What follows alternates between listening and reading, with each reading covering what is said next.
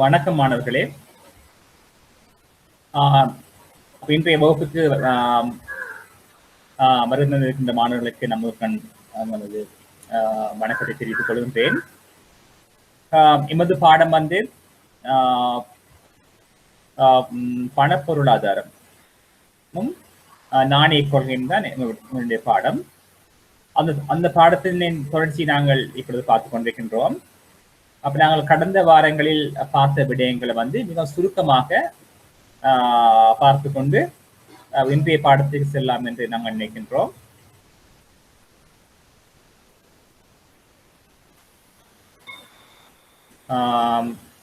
அந்த வகையிலே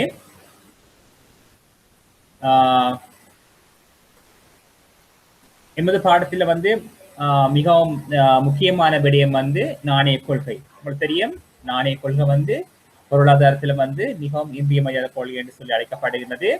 உங்களுக்கு தெரியும், நாணய கொள்கை ஒன்று இருக்கு, அது கால் மானிட்டரி பாலிசி. நாணய கொள்கை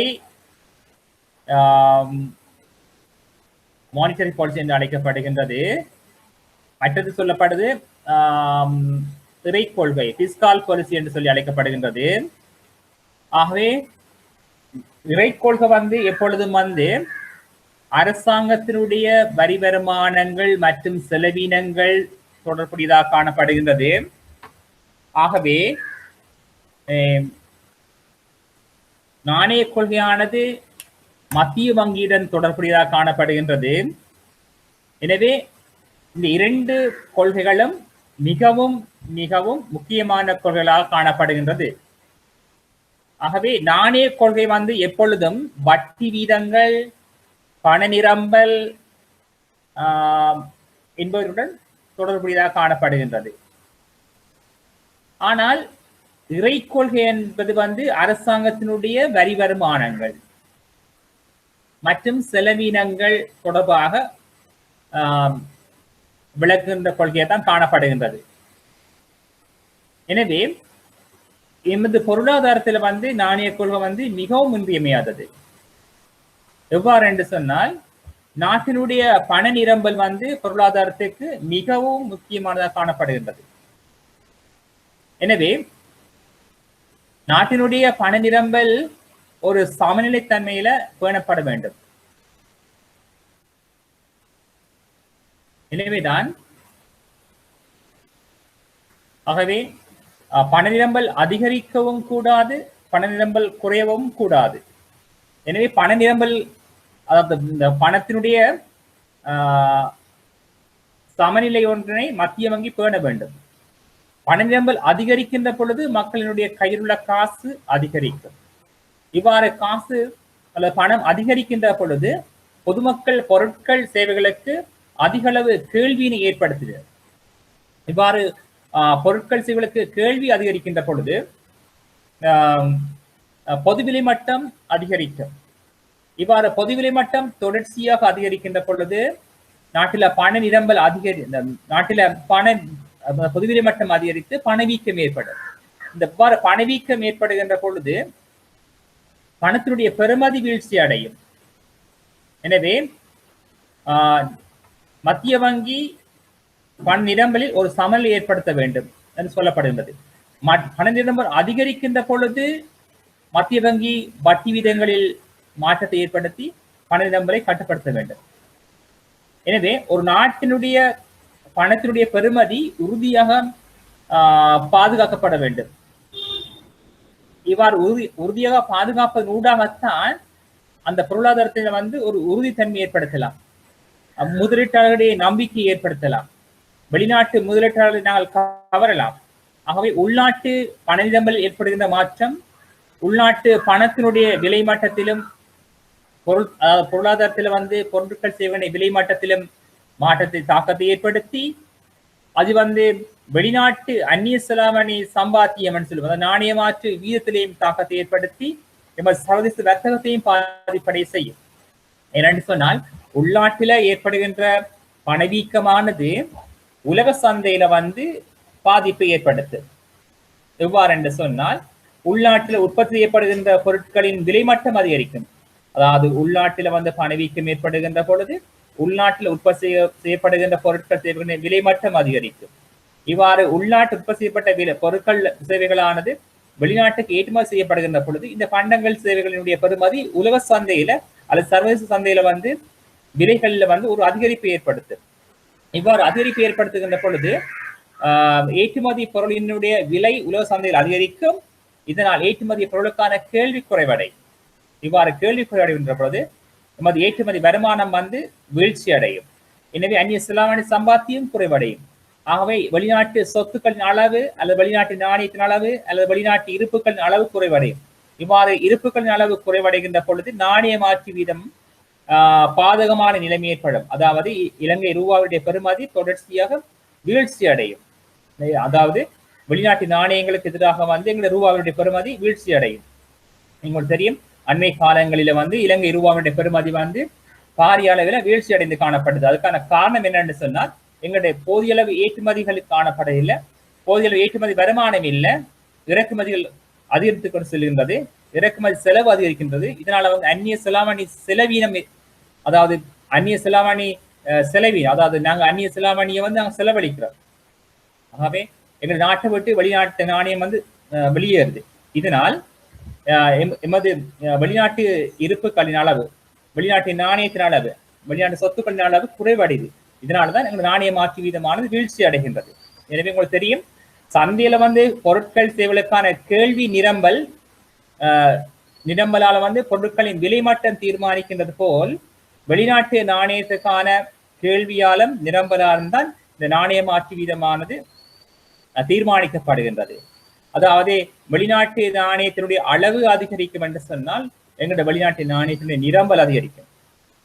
எனவே இந்த வெளிநாட்டு நாணயத்தினுடைய நிரம்பல் அதிகரிக்கின்ற பொழுது எங்களுடைய ரூபாவினுடைய பெறுமதி அதிகரிக்கும். அதாவது நாணய மாற்று வீதம் உறுதியாக காணப்படும், டாலரின் விலை குறைவடையும். ஆனால் தற்பொழுது பார்க்கின்ற பொழுது வெளிநாட்டு நாணயத்துக்கான கேள்வி அதிகமாக காணப்படுகின்றது, நிரம்பல் குறைவடைகின்றது. ஆகவே வெளிநாட்டு நாணயத்துக்கான கேள்வி அதிகரிக்கின்ற பொழுது வெளிநாட்டு நாணயத்தினுடைய விலை அதிகரிக்கும். நாணய மாற்று வீதம் வந்து வீழ்ச்சி அடைகின்றது. இலங்கை ரூபாவின் பெறுமதி வீழ்ச்சி அடைகின்றது. இலங்கை ரூபாவின் பெறுமதி வீழ்ச்சி அடைகிறது. எதற்கு எதிராக சொன்னால் வெளிநாட்டு நாணயங்களுக்கு எதிராக வந்து வீழ்ச்சி அடைகின்றது. இது வந்து பொருளாதாரத்துக்கு வந்து ஒரு சாதகமான நிலைமையை ஏற்படுத்த மாட்டாது. எனவே தான் நாங்கள் பார்க்க வேண்டியிருக்கிறது, நாணய மாற்று வீதமும் எமது பொருளாதார கொள்கையில வந்து தாக்கத்தை ஏற்படுத்தும். எங்களுடைய மானிட்டரி பாலிசியில வந்து நாணய மாற்று வீதம் நாங்கள் பார்க்க வேண்டி இருக்கிறது. ஆகவேதான் இந்த மத்திய வங்கி பல்வேறு வகையான கருவிகளை பயன்படுத்துகிறது. அதாவது நாட்டில் வந்து பண நிரம்பலை வந்து சமன் ஏற்படுத்துவதற்காக அல்லது நாட்டில் பண நிரம்பலை கட்டுப்படுத்துறதுக்கு பல்வேறுபட்ட வழிகளை வந்து மத்திய வங்கி கையாளுகின்றது. அது முதலாவது கருவி வந்து வட்டி வீதம், இன்ட்ரெஸ்ட் ரேட்னு நாங்கள் சொல்லுவோம். இந்த வட்டி வீதங்களை வந்து மாற்றி அமைப்பதன் ஊடாக வந்து நாட்டில் வந்து பண நிரம்பலை வந்து மத்திய வங்கி கட்டுப்படுத்துகின்றது. எவ்வாறு என்று சொன்னால், பொருளாதாரத்துல வந்து அதாவது பண நிரம்பல் காணப்படுகின்றது. உங்களுக்கு தெரியும், பண நிரம்பல் என்பது ஒரு பொருளாதாரத்துல வந்து சுற்றோட்டத்துல காணப்படுகின்ற நாணயத்தினுடைய அளவு தான் நாங்கள் பண நிரம்பல் என்று சொல்லி பொதுவாக சொல்லுவோம். இந்த நாணய நிரம்பலுக்குள்ள வார விடயம் என்னவா இருக்கும் என்று சொன்னால், பொதுமக்களினுடைய கையில் உள்ள காசு, அதே போல பொதுமக்களின் பேரில் வந்து வங்கிகளுடைய வாய்ப்புகள், வங்கிகளில் காணப்படுகின்ற வணிக வங்கியில் காணப்படுகின்ற வாய்ப்புகள், சேமிப்பு வாய்ப்புகளா இருக்கலாம், நிலையான வாய்ப்புகளா இருக்கலாம், அல்லது நடைமுறை வாய்ப்புகளாக இருக்கலாம். ஆகவே பொதுமக்களின் பெயர்ல காணப்படுகின்ற வாய்ப்புகளை தான் நாங்கள் சொல்றது வந்து பண நிரம்பல் என்று உள்ளடக்குவோம். இதுல வந்து அரசாங்கத்தினுடைய துறை செயல காணப்படுகின்ற பண நாணயங்கள் வந்து அல்லது வங்கிகள் சொந்தமான நாணயங்கள் வந்து பண நிரம்பலுக்கு உட்படுத்தப்பட மாட்டாது. பண நிரம்பல் என்பது பொதுமக்களின் கையுள்ள காசு, பொதுமக்களின் பெயரில் வந்து வங்கிகளில் உள்ள வாய்ப்புகளை தான் நாங்கள் வந்து பண நிரம்பல் என்று சொல்லி நாங்கள் கருதுவோம். இந்த நாட்டில் பண நிரம்பல் அதிகரிக்கின்ற பொழுது இந்த அதிகரிப்பை வந்து மத்திய வங்கி கட்டுப்படுத்தும். எவ்வாறு கட்டுப்படுத்தும் என்று சொன்னால், சுற்றோட்டத்தில் வந்து பண நிரம்பல் அதிகரிக்கின்ற பொழுது அல்லது பணத்தினுடைய அளவு அதிகரிக்கின்ற பொழுது மத்திய வங்கி அந்த பணத்தினுடைய அளவு குறைக்க வேணும். எவ்வாறு குறைக்க வேணும் என்று சொன்னால், அரசாங்கம் மத்திய வங்கி ஒரு கருவி வைத்திருக்கிறது, டூல்ஸ் என்று நாங்கள் அழைப்போம். அதாவது நாணய கொள்கை கட்டுப்பாட்டு கருவிகள் சொல்லி நாங்கள் அழைக்கலாம். முதலாவது முதலாவது கரை வந்து வட்டி வீதம். இந்த வட்டி வீதம் எவ்வாறு மாற்றம் அடைய செய்யலாம் என்று சொன்னால், இந்த மத்திய வங்கி வணிக வங்கிகளுக்கு அறிவிக்கும், அல்லது மத்திய வங்கி வட்டி வீதத்தை வந்து அதிகரிக்க செய்யும். அப்ப இன்ட்ரெஸ்ட் ரேட்டை வந்து மத்திய வங்கி அதிகரிக்கின்ற பொழுது வணிக வங்கிகள் என்ன செய்யும் என்று சொன்னால், வணிக வங்கிகள் வட்டி வீதம் அதிகரிக்கும். எவ்வாறு இருக்கும் என்று சொன்னால், வணிக வங்கிகள் மத்திய வங்கியில பெற்றுக்கொள்கின்ற கடன்களுக்கு மத்திய வங்கி வட்டி அதிகரிக்க செய்யும். அதாவது மத்திய வங்கியில தனிப்பட்ட நபர்கள் கடன்கள், அதாவது வைப்புகளை மேற்கொள்ள முடியாது. வங்கிகளின் வங்கியாகத்தான் மத்திய வங்கி தொலைப்பாடுது. ஆக வெவ்வேறுபட்ட வங்கி, கமர்ஷியல் பேங்க், சேவிங்ஸ் பேங்க்ஸ் எல்லாம் என்ன செய்யும் என்று சொன்னா, மத்திய வங்கியில வந்து அக்கௌண்ட் வச்சிருக்கும். மத்திய வங்கியில வங்கிகள் எல்லாம் வைப்புகளை வச்சிருக்கும். வைப்புகளை வைத்திருந்தால் இந்த வங்கிகள் என்ன செய்யும் என்று சொன்னா, மத்திய வங்கியில கடன் எடுக்கும். இவ்வாறு கடன்களை பெற்றுக் கொள்கின்ற பொழுது மத்திய வங்கி ஒரு குறிப்பிட்ட வட்டியை அந்த கடன்கள் மீது அறவிடும். இந்த கடன்கள் மீதான வட்டியை வந்து மத்திய வங்கி அதிகரிக்கும். இவ்வாறு அதிகரிக்கின்ற பொழுது மத்திய வங்கி வணிக வங்கிகளுக்கு வழங்குகிற கடன் மீதான வட்டி அதிகரிக்கின்ற பொழுது வணிக வங்கிகள் என்ன செய்யும் என்று சொன்னா, பொதுமக்களுக்கு வழங்குகின்ற கடன்கள் மீதான வட்டியை வந்து அதிகரிக்க செய்யும். ஆகவே மத்திய வங்கி வட்டி வீதத்தை அதிகரிக்க செய்கின்றது.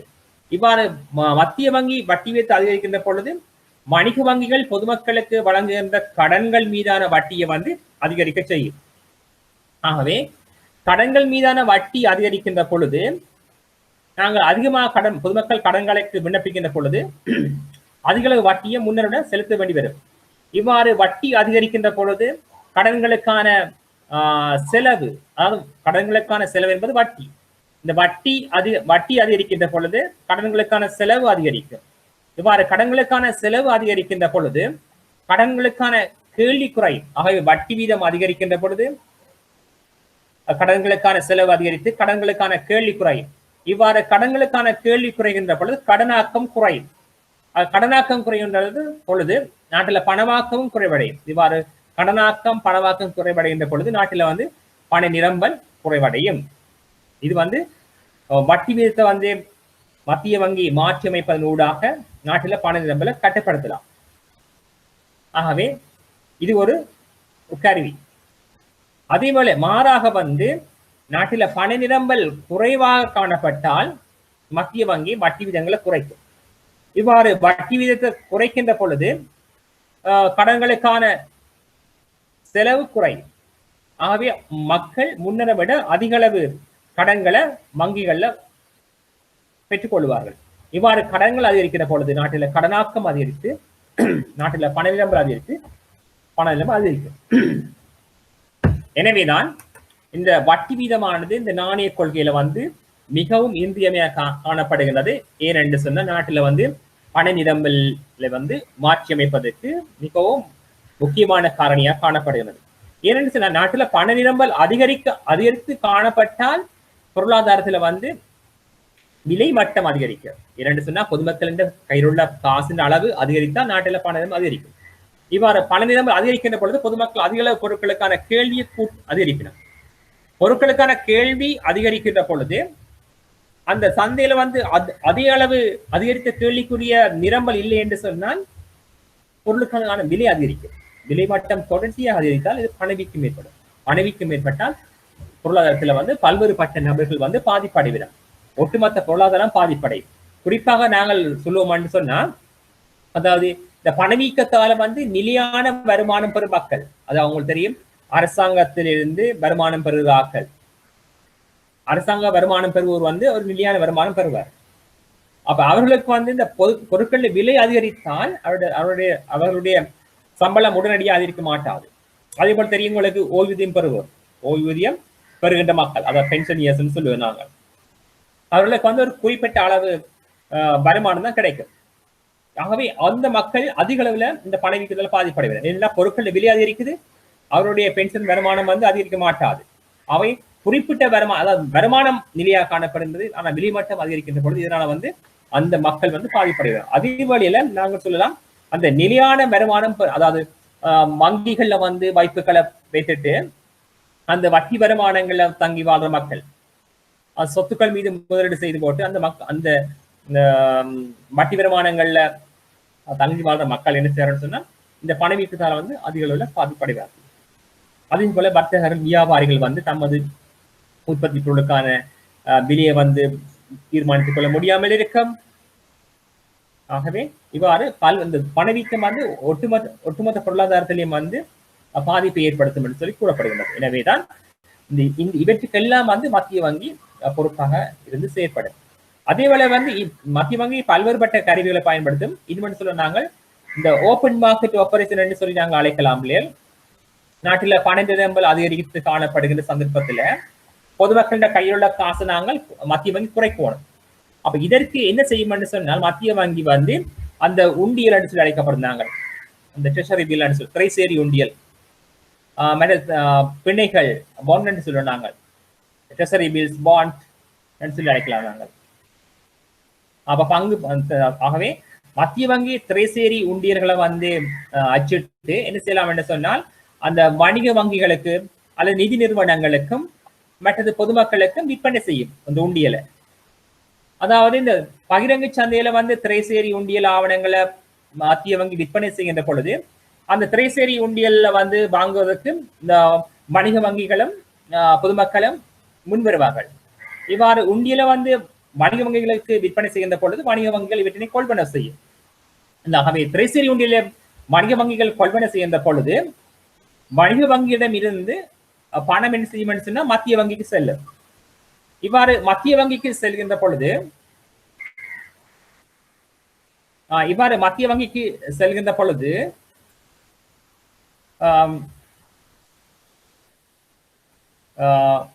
வணிக வங்கியினுடைய கையில் உள்ள பணத்தினுடைய அளவு குறையும்.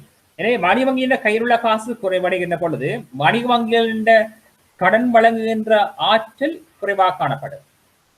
இவ்வாறு வணிக வங்கிகளுடைய கடன் வழங்குகின்ற ஆற்றல் குறைவாக காணப்படுகின்ற பொழுது வணிக வங்கியினுடைய கடன்களின் அளவு குறையும்.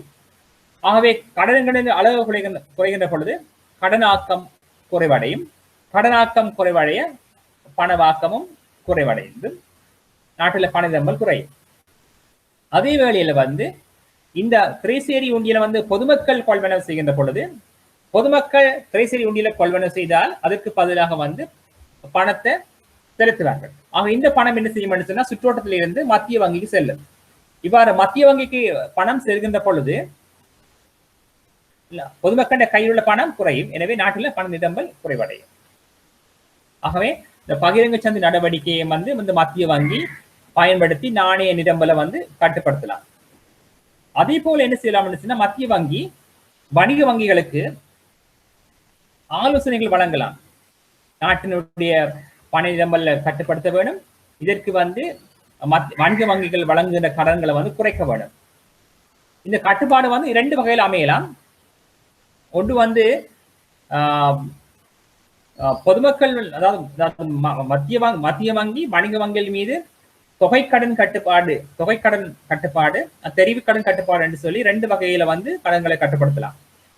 அதாவது வந்து ஒட்டுமொத்த ரீதியாக வந்து மத்திய வங்கி வணிக வங்கிகள் வழங்குகிற கடன்களை கட்டுப்படுத்தும் ஆயின் அதனை நாங்கள் சொல்வது தொகை கடன் கட்டுப்பாடுன்னு சொல்லுவோம். அதாவது எந்த துறைக்கும் கடன் வழங்குறத வந்து குறைக்க வேணும் என்று சொல்லி மத்திய வங்கி வணிக வங்கிகளுக்கு ஆலோசனை வழங்கலாம். இரண்டாவது சொல்லப்படும் வணிக வங்கிகள் வந்து தெரிவு செய்யப்பட்ட துறைகள் மீதான கடன்களை அனுமதித்து அந்த நுகர்வு ரீதியாக வழங்குகின்ற கடன்களை குறைக்கணும் என்று சொல்லி மத்திய வங்கி வணிக வங்கிகளுக்கு ஆலோசனை வழங்கலாம். இதில் நாங்கள் சொல்வது வந்து தெரிவு கடன் கட்டுப்பாடு. அதாவது உற்பத்தி முதலீடு சம்பந்தமான துறைகளுக்கு கடன்களை வழங்குவதனை அனுமதித்து நுகர் நோக்கத்துக்காக கடன்களுக்காக விண்ணப்பிப்போறது கடன்களை வந்து நிராகரிக்க செய்தல். ஆகவே நுகர்வு மீதான கடன்களுக்கான கட்டுப்பாடுகளை வந்து அதிகரித்து கட்டுப்பாடுகளை வந்து இறுக்கமாக செய்து உற்பத்தி முதலீடு சம்பந்தமான துறைகளுக்கு கடன்களை வழங்குவதற்கு அனுமதிக்கின்ற நிலைமையை நாங்கள் சொல்றது வந்து தெரிவு கடன் கட்டுப்பாடுன்னு சொல்லி அழைக்கும். மற்றது வந்து மத்திய வங்கி வணிகங்களுக்கு ஆலோசனைகள் வழங்கலாம். நாட்டில் இந்த பொருளாதாரத்தில் வந்து பண நிரம்பல் அதிகமாக காணப்படுகிறது. எனவே வணிக வங்கிகள் தமது கடன்களை வந்து குறைக்கணும் என்று சொல்லி ஆலோசனைகளை வழங்கலாம். ஏனென்று சொன்னால் இலங்கையில பார்த்தீர்கள் சொன்னால் பல்வேறுபட்ட வங்கிகள் காணப்படுகின்றது. அதை நாங்கள் இப்படி பார்க்கலாம். உண்டு உள்நாட்டு வங்கிகள், வெளிநாட்டு வங்கிகள் என்று சொல்லி வங்கிகள் காணப்படுது. எல்லா வங்கிகளையும் வந்து மத்திய வங்கி வந்து மேற்பார்வை செய்து கட்டுப்படுத்துகின்றது. இருந்த போதும் சில வங்கிகள், வெளிநாட்டு வங்கிகள் பல்வேறுபட்ட சர்வதேச நியமங்கள், உள்நாட்டு நாணய சட்டங்கள் போன்றவற்றை பயன்படுத்தும். ஆகவே வணிக வங்கி மத்திய வங்கி ஒரு குறிப்பிட்ட அளவுக்கு தான் அந்த உள்நாட்டு வங்கிகள், வெளிநாட்டு வங்கிகள் தலையீடு செய்யலாம். ஆகவே மத்திய வங்கி என்ன செய்யலாம், அந்த வங்கிகளுக்கு ஆலோசனைகள் வழங்கலாம். தற்பொழுது நாட்டில் பணம் அதிகமாக காணப்படுகிற படியால நீங்கள் வழங்கின கடன்களை வந்து கொஞ்சம் கட்டுப்படுத்த வேண்டும். ஏன்னு சொன்னால் வணிக வங்கியோட நோக்கம் வந்து லாப நோக்கம். அதாவது எவ்வளவுக்கு எவ்வளவு தமது லாபத்தை அதிகரிப்புதான் அது நோக்கமாக காணப்படும். வணிக வங்கிக்கு வந்து இந்த லாப நோக்கத்தை எவ்வாறு நிறைவேற்றி கொள்ளலாம்னு சொன்னால் அவர்கள் வந்து வணிக வங்கியில் அதிக அளவுக்கு வந்து கடன்களை வழங்கும். பொதுவாக எல்லா வங்கிகளும் கடன்களை வழங்கி அந்த கடன்கள் மீது வட்டி வருமானம் கிடைக்கும். ஆகவே இந்த கடன்களை வழங்குகின்ற பொழுது அந்த வங்கிகளுக்கு வந்து வட்டி வருமானம் கிடைக்கும். அந்த வட்டி வருமானத்தை உழைப்பதன் ஊடாக அந்த வங்கிகள் வந்து லாப நோக்கத்தில் செயற்படுகின்றது. எனவேதான் வணிக வங்கிகள் வந்து வணிக வங்கிகளை பொறுத்தவரையில 2 வகையான நோக்கங்கள் இருக்கு. ஒன்று வந்து இலாப நோக்கம் என்று சொல்லி ஒரு நோக்கம் இருக்கும். இன்னும் சொல்லப்படுது திரவ நோக்கம் சொல்லப்படுது. திரவத்தன்மை மற்றும் லாபத்தன்மை என்று சொல்லி 2ம் முரண்பட்ட சக்திகளாக காணப்படுகின்றது. எவ்வாறு சொன்னால் வணிக வங்கிகள் தமக்கு கிடைக்கின்ற வாய்ப்புகளை வந்து பெரும் பகுதி என்ன செய்யலாம் என்று சொன்னால் கடனாக கொடுக்கும். ஆக வார வாய்ப்புகள் முழுவதையும் வணிக வங்கிகள் வந்து கடனாக கொடுத்தால் அந்த வங்கிகளுக்கு நிறைய வட்டி வருமானம் கிடைத்து அந்த வங்கி வந்து லாப நோக்கத்தில் செயற்படும். லாபகரமாக செயற்படும். வார வாய்ப்புகள் முழுவதையும் வங்கி கடனாக கொடுக்கின்ற பொழுது வாடிக்கையாளர் திடீரென்று சொல்லி தமது வாய்ப்புகளை வந்து மீள கேட்கின்ற பொழுது கொடுக்க முடியாத சந்தர்ப்பம் ஏற்படும். எனவே இவ்வாறு வாடிக்கையாளர் தமது பணத்தை, தமது வாய்ப்புகளை திருப்பி கேட்டவுடன் கொடுக்கக்கூடியதா இருப்பதற்கு வணிக வங்கிகள் குறிப்பிட்ட அளவு பணத்தை வந்து வங்கிகள்ல வைப்பாக வச்சிருக்க வேண்டும். அப்ப இது நாங்க சொல்லுவாங்க திரவத்தன்மை என்று சொல்லுவாங்க. திரவத்தன்மை. ஆகவே இந்த திரவத்தன்மை வந்து அதிகமாக காணப்படுகின்ற பொழுது, அதாவது வணிக வங்கிகளுக்கு வருகின்ற வாய்ப்புகள்ல பெரும் பகுதி வந்து வணிக வங்கியிலே பணமாக வைத்திருந்தால் கடன் வழங்குகின்ற தன்மை வந்து குறையும். கடன் வழங்கும் தன்மை குறைஞ்ச கடன்கள் குறையும். இதனால வங்கிக்கு கிடைக்கிற வட்டி வருமானம் குறையும். ஆகவே இந்த 2 முரண்பட்ட சக்திகளுக்கிடையே இந்த வங்கிகள் வந்து ஒரு சமநிலை ஏற்படுத்த வேண்டும். எவ்வாறு சொன்னால் இந்த திரவத்தன்மையையும் பாதுகாக்க வேண்டும், இந்த லாபத்தன்மையும் பாதுகாக்க வேண்டும். லாபத்தன்மை எப்படி பாதுகாக்கிறேன்னு சொன்னால் அந்த கூடிய அளவுக்கு கடன் கொடுத்தால் நிறைய லாபத்தன்மை கிடைக்கும்.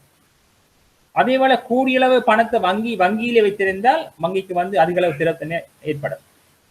எனவே 2 வந்து முரண்பட்ட சக்திகள்.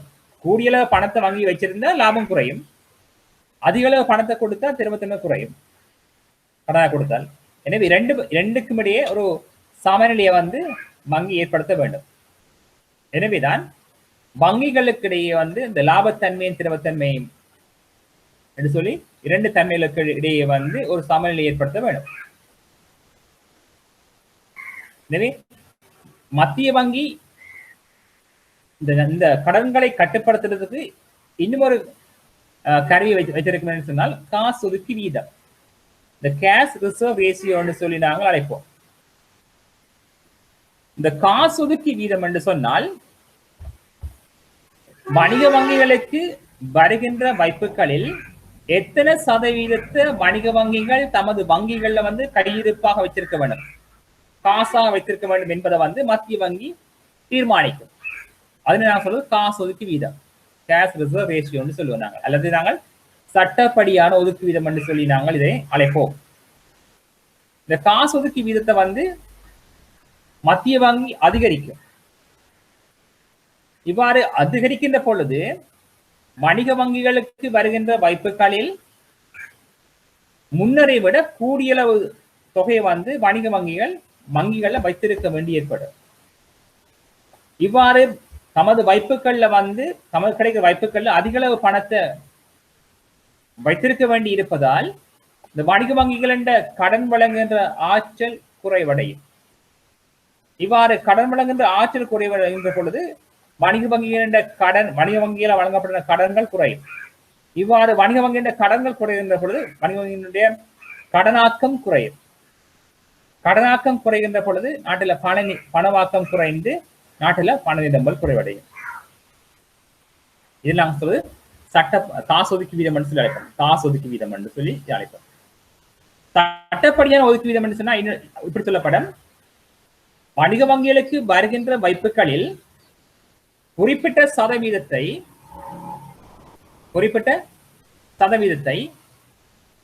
வணிக வங்கியில் மத்திய வங்கியில வைப்பு செய்ய வேண்டி வரும்.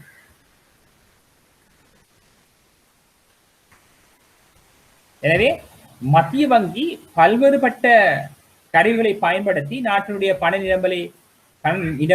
நிரம்பலில் ஒரு சமநிலையை ஏற்படுத்துறதுக்கு முயற்சிக்கும். ஆகவே ஏனென்று சொன்னால் நாட்டின் பண நிரம்பல் ஒட்டுமொத்த பொருளாதாரத்தையும் பாதிப்படை செய்யும்.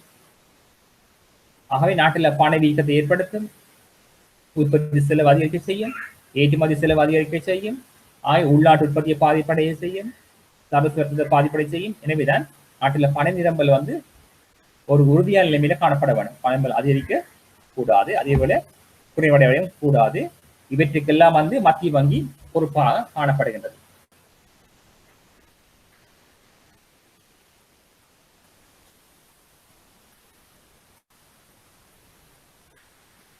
எனவேதான் நாணய கொள்கை மிகவும் முக்கியமான ஒரு கொள்கையாக எமது பாடு விதானத்தில் காணப்படுகின்றது. அதனை தொடர்ந்து நாங்கள் பார்க்க வேண்டிய விடயம் என்ன சொன்னால் விலை உறுதிப்பாடு. விலை உறுதிப்பாடு என்பது ஒரு பொருளாதாரத்தில் பொருட்கள் சேவைகளின் விலை மட்டமானது ஒரு நீண்ட காலத்துக்கு உறுதியாக இருக்க வேண்டும். இவ்வாறு உறுதியாக இருப்பதன் ஊடாகத்தான் அந்த பொருளாதாரம் ஒரு திறனான பொருளாதாரமாக காணப்படும், உற்பத்தியாளர்கள் முதலீட்டாளர்கள் கவர்கின்ற பொருளாதாரமாக காணப்படும். ஆகவே விலை உறுதிப்பாடு ஏற்படுவதற்கு நாட்டில் பண நிரம்பல் உறுதியாக இருக்க வேண்டும். ஆகவே இந்த பண நிரம்பல் நாங்கள் பல்வேறு வகையில வகைகளா பிரிக்கலாம். அதாவது குறுகிய பணம், விரிந்த பணம் என்று சொல்லி நாங்கள் பல்வேறுபட்ட வகையில நாங்கள் கிட்டிய பணம், அந்நிய பணம் சொல்லி சொல்லி நிறைய நாங்கள் வகைகளாக பிரிக்கக்கூடியவங்க காணப்படுகின்றது. அதே வேளையில இந்த பண நிரம்பலுக்கும் பணவீக்கத்துக்கும் இடையே தொடர்பு காணப்படுகின்றது. எவ்வாறு சொன்னால் நாட்டில பண நிரம்பல் அதிகரிக்கின்ற பொழுது சுற்றுவட்டத்தில் பணத்தினுடைய அளவு அதிகரிக்கும். இவ்வாறு அதிகரிக்கின்ற பொழுது பொதுமக்களின் கையில் உள்ள பணத்தினுடைய அளவு அதிகரிக்கும். பொதுமக்களின் கையில் உள்ள பணத்தினுடைய அளவு அதிகரிக்கின்ற பொழுது பொதுமக்கள் பொருட்கள் சேவைகளை கொள்வன செய்வதற்கு அவருடைய சக்தி அதிகரிக்கும். அதாவது பொருட்கள் சேவைகளை கொள்வன செய்வதற்கான சக்தி அதிகரிக்கும். ஏன்னு சொன்னால் பொதுமக்களுடைய கைகளில் அதிக பணம் இருக்கிறதால இவ்வாறு பொதுமக்களுடைய கொள்வன சக்தி அதிகரிக்கின்ற பொழுது பொதுமக்கள் பொருட்கள் செய்வதற்கான கேள்வியை அதிகரிப்பார்கள். அதிகளவு இவ்வாறு பொருட்கள் செய்வதற்கான கேள்வி தொடர்ச்சியாக அதிகரிக்கின்ற பொழுது நாட்டில அந்த பதிவிலை மட்டம் அதிகரிக்கும். இவ்வாறு பதிவிலை மட்டம் தொடர்ச்சியாக அதிகரிக்கின்ற பொழுது நாட்டில் பணவீக்க நிலைமை ஏற்படும். மாறாக பண நிரம்பல் குறைவடைந்தால் பொதுமக்களின் கையில் உள்ள பணத்தின் அளவு குறையும். இவ்வாறு பொதுமக்களின் கையில் உள்ள பணத்தின் அளவு குறைவடைகின்ற பொழுது பொதுமக்களின் கொள்வன சக்தி குறையும். ஆகிய பொதுமக்கள் பொருட்கள் செய்வதற்கான கேள்வியை குறைப்பார்கள். எனவே பொதுவிலை மட்டம் குறைவடையும். இவ்வாறு குறைவடைகின்ற பொழுது நாட்டில் பணவீக்கம் குறைவடையும். எனவே பண நிரம்பலுக்கும் பணவீக்கத்துக்கும் இடையே நேர்கணிய தொடர்பு காணப்படுகின்றது. பண நிரம்பல் அதிகரிக்கின்ற பொழுது பணவீக்கம் அதிகரிக்கும். இது நேர்கணி தொடர்பு. மாறாக பண நிரம்பல் குறைவடைகின்ற பொழுது பணவீக்கமும் குறைவடையும். ஆகவே பண நிரம்பலுக்கும் பணவீக்கத்துக்கும் இடையே நேர்கணி தொடர்பு காணப்படுது. It's called the positive relationship between the money supply and inflation என்று நாங்கள் சொல்லி அழைக்கலாம். ஆகவே பண நிரம்பலுக்கும் பணவீக்கத்துக்கும் இடையே நேர்கணி தொடர்பு காணப்படுகின்றது. இதில் நீங்கள் ஒரு வரைவில் போட்டால் அந்த கோடு இந்த உற்பத்தி புள்ளியிலிருந்து மேல் நோக்கி செல்வதாக காணப்படும். அடுத்து நாங்கள் பார்த்தனாங்க நாணய இந்த கருவிகள் பார்த்தனாங்கள் மோட்டர் பொலிசியில் பயன்படுத்தப்படுகிற கருவிகள். இந்த வட்டி வீதங்கள் பார்த்தனாங்கள் அதை பற்றி சொன்னாங்க. அதே போல இந்த பகிரங்க சந்தை நடவடிக்கை என்று சொன்னாங்க, ஓப்பன் மார்க்கெட் ஆப்பரேஷன் சொல்லி பார்த்த நாங்கள் மற்ற வர்த்தக வங்கி என்ற வாய்ப்புகளை வந்து எவ்வாறு மாற்றி அமைப்பதன் ஊடாக நாணய மாற்றத்தை நாங்கள் மேற்கொள்ளலாம் என்று சொல்லி பார்க்கிறது. ஆகவே நாங்கள் இது பார்த்தபடியே நாங்கள் கடந்த வகுப்புல பார்த்த நாங்கள் அது விரைவாக சொல்லிக்கொண்டு போகலாம். இந்த பொருளாதார கொள்கையை வந்து பிரதானமாக 2 பிரிவாக பிரிக்கிறோம். ஒன்று fiscal policy and monetary policy என்று சொல்லி அரசரை கொள்கை, நாணய கொள்கை என்று சொல்லி நாங்கள் 2 பிரிவாக பிரிக்கின்றோம். அதைத் தொடர்ந்து இந்த அரசரை கொள்கையை அரசாங்கத்தினுடைய வரி வருமானங்கள், அந்த வருமானத்தை வந்து எப்படி பெற்றுக்கொள்கிறது, அடுத்து அரசாங்கத்தினுடைய செலவீனம், எவ்வளவு செலவீனம், அதன் செலவை வந்து எவ்வாறு நாங்கள் மேற்கொள்ள போறோம்னு சொல்லிதான அந்த கொள்கையை தான் நாங்கள் சொல்றது பிஸ்கால் பாலிசி அல்லது அரசரை கொள்கை அல்லது இறை கொள்கை என்று சொல்லி நாங்கள் அழைக்கின்றோம். இந்த அரசரை கொள்கை வந்து எப்பொழுதும் அரசாங்கத்தின் வருமானம் மற்றும் செலவீனங்கள் சம்பந்தமானதாகத்தான் இது இருக்கும். ஆகவே இதுக்குள்ள மிக பிரதானமானது நீங்க பார்க்கலாம் வந்து இந்த அரசாங்கத்தின் வரவு செலவு திட்டத்தை நாங்கள் இதற்கு உதாரணமாக குறிப்பிடலாம். அதே போல் நாணய கொள்கை என்று சொன்னாங்க. இது வந்து நாணய கொள்கை வந்து நாட்டினுடைய பண நிரம்பல் மற்றும் வட்டி விகிதத்துடன் தொடர்புடைய கொள்கையைத்தான் இந்த நாணய கொள்கை காணப்படுகின்றது. இந்த நாணய கொள்கை நாட்டினுடைய உள்நாட்டு மற்றும் வெளிநாட்டு பொருளாதாரத்துக்கு வந்து மிகவும் இன்றியமையாக காணப்படுகின்றது. இவற்றுக்கெல்லாம் இந்த கொள்கையை வந்து மேற்பாடு செய்யறது, கட்டுப்படுத்துறது, மாற்றி அமைக்கிறது எல்லாத்துக்கும் வந்து ஓவரால் இன்சார்ஜ் வந்து மத்திய வங்கி தான் காணப்படுது. ஆகவே இந்த நாணய கொள்கையில வந்து இந்த 3 பிரதான விடயங்கள் உள்ளடக்கப்படுகின்றது. அந்த நாட்டுடைய பண நிரம்பல், இந்த மானிட்டரி பாலிசியில வந்து 3 பிரதான விடயங்கள். ஒன்று வந்து மணி சப்ளை, பண நிரம்பல், மற்றது வந்து வட்டி வீதம், இன்ட்ரெஸ்ட் ரேட் மற்றும் பணவீக்கம். ஆகவே 3 பிரதான துறை அல்லது 3 பிரதான விடயங்கள் வந்து நாணய கொள்கையில முக்கியத்துவம் வாய்ந்த காணப்படுகிறது. ஒன்று வந்து நாட்டினுடைய பண நிரம்பல், மற்றது வட்டி வீதம், பணவீக்கம். ஆகவே 3 பிரதான கூறுகள் வந்து இந்த நாணய கொள்கையில முக்கியத்துவம் வகிக்கின்றது. நாட்டின் பண நிரம்பல் என்பது சுற்றுவட்டத்துக்கான ஒரு குறிப்பிட்ட காலப்பகுதியில சுற்றுவட்டத்தில் காணப்படுகின்ற பணத்தினுடைய அளவத்தை நாங்கள் சொல்லுகின்றோம் பண நிரம்பல் என்று சொல்லி. வட்டி வீதம் என்பது கடன்கள் மீது அறவிடப்படுகின்ற வட்டியத்தை நாங்கள் சொல்வது வட்டி வீதம் என்று சொல்லி அழைக்கின்றோம். அதே போல பணவீக்கம் என்பது ஒரு குறிப்பிட்ட பொருளாதாரத்தில் வந்து பொருட்கள் சேவைகளின் விலைமட்டமானது தொடர்ச்சியாக நீண்ட காலத்துக்கு அதிகரித்து செல்கின்ற பொழுது அதை நாங்கள் பணவீக்கம் என்று சொல்லி அழைப்போம். பணவீக்கத்தின் பொழுது பொருட்களின் விலை அதிகரிக்கும், இதனால் பணத்தினுடைய கொள்வனவு சக்தி குறைவடையும் என்று சொல்லி நாங்கள் குறிப்பிடலாம். ஆகவே இந்த 3 பிரதான கூறுகளும் வந்து இந்த நாணய கொள்கையில முக்கியத்துவம் வகிக்கின்றது. ஆகவே நாங்கள் பார்த்தபடியாக இருக்கும் மத்திய வங்கி தான் இந்த வட்டி விதங்களை மாற்றி அமைக்கிறது கூட நாட்டில் வந்து பண நிரம்பல வந்து மாற்றி அமைக்கிறது. இந்த நாணய கொள்கையின் முக்கியமான நோக்கங்கள் நாங்கள் பார்க்கின்றோம். இந்த நாணய கொள்கையை வந்து உறுதியாக வைத்திருப்பதற்கான காரணம் என்னன்னு சொன்னால், ஒன்று நாங்கள் குறிப்பிடலாம் பொருளாதார வளர்ச்சி, எக்கனாமிக் குரோத் வந்து முக்கியமான காணப்படும். நாட்டின் சொல்லுவோம் ஜிடிபி. அப்ப ஜிடிபி வந்து அதிகரிக்கப்படும்.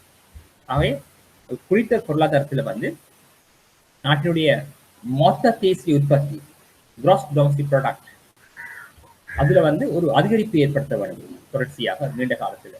இவ்வாறு மேற்கொள்கின்ற பொழுது அதை நாங்கள் பொருளாதார வளர்ச்சி என்று சொல்லி நாங்கள் அழைப்போம். ஆகவே நாணய கொள்கையினுடைய நோக்கம் முதலாவது முக்கியமானது வந்து பொருளாதார வளர்ச்சி ஏற்படுத்த வேண்டும். பொருளாதார வளர்ச்சி வந்து ஒரு நாட்டுக்கு மிக இன்றியமையாதது. ஏனென்று சொன்னால் எல்லா பொருளாதாரங்களும் ஒரு அபிவிருத்தி அடைய வேண்டும். சொல்றது எக்கனாமிக் டெவலப்மெண்ட். அப்ப டெவலப்மெண்ட் ஏற்பட வேண்டும் என்று சொன்னால் எக்கனாமிக் குரோத் அவசியம்.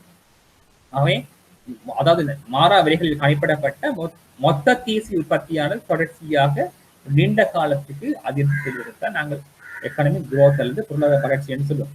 பொருளாதார வளர்ச்சி என்று சொன்னா சிறிய விடயம் என்னன்னு சொன்ன சிறிய விளக்கம் என்னன்னா, நாட்டினுடைய அந்த மொத்த தேசிய உற்பத்தி இல்ல மொத்த உள்நாட்டு உற்பத்தி தொடர்ச்சியாக அதிகரித்து செல்லும்.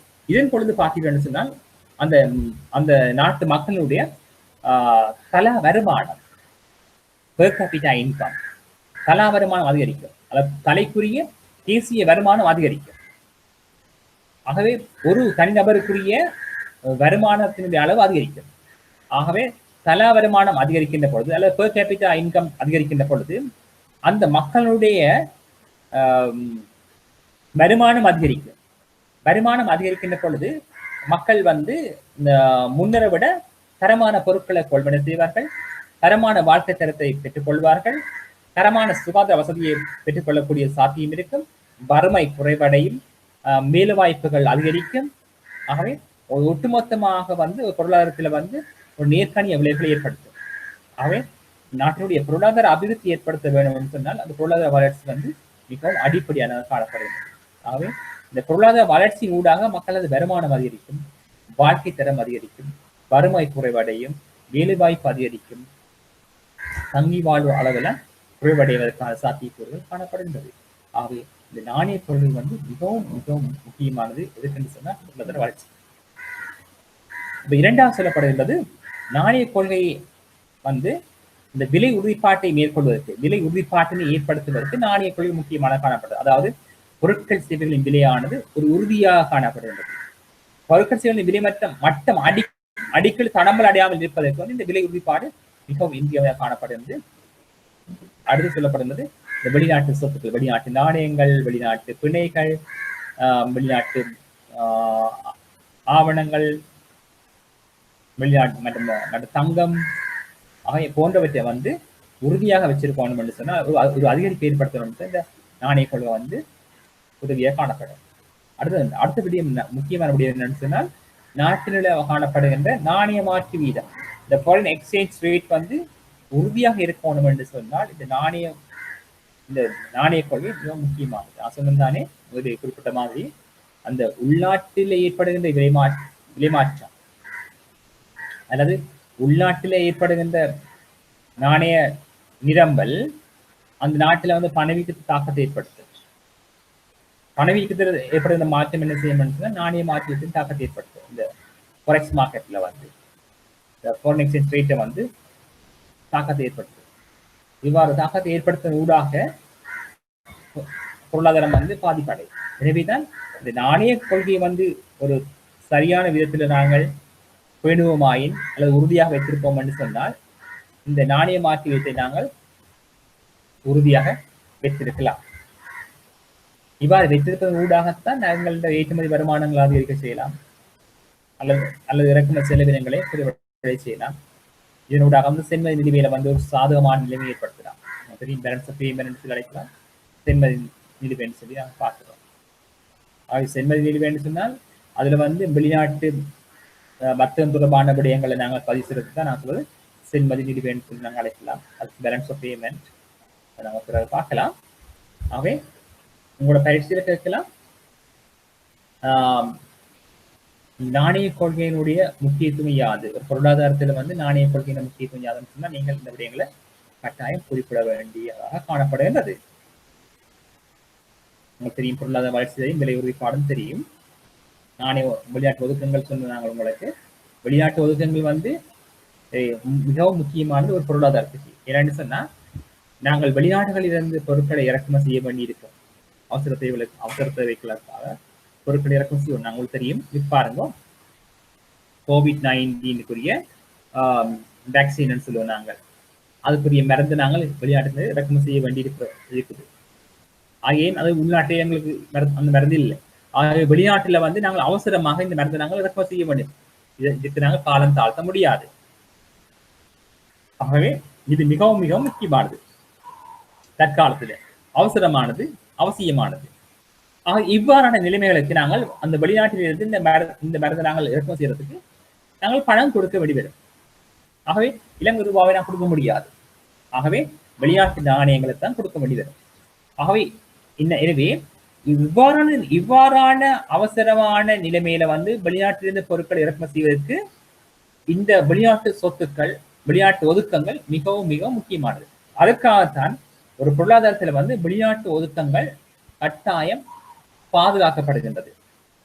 ஃபாரின் ரிசர்வ்ஸ் வந்து எப்போதும் இருக்க வேண்டும். ஏன்னு சொன்னா அவசர தேவைகளுக்காக பொருட்களை இறக்குமதி செய்வதற்காக எங்கள் நாட்டிலையும் வந்து வெளிநாட்டு ஒதுக்கங்கள் காணப்படுகின்றது. இந்த வெளிநாட்டு ஒதுக்கங்கள் எவ்வளவு கால இறக்குமதிக்கு போதுமானது என்று சொல்லி நாங்கள் குறிப்பிடலாம். ஒரு 5 அல்லது 6 மாதங்களுக்கு தான் போதுமானதாக காணப்படும்.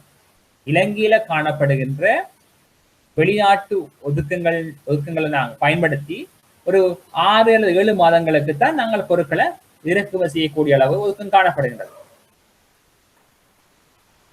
ஆகவே இது வந்து மிகவும் முக்கியமாக காணப்படுகின்றது.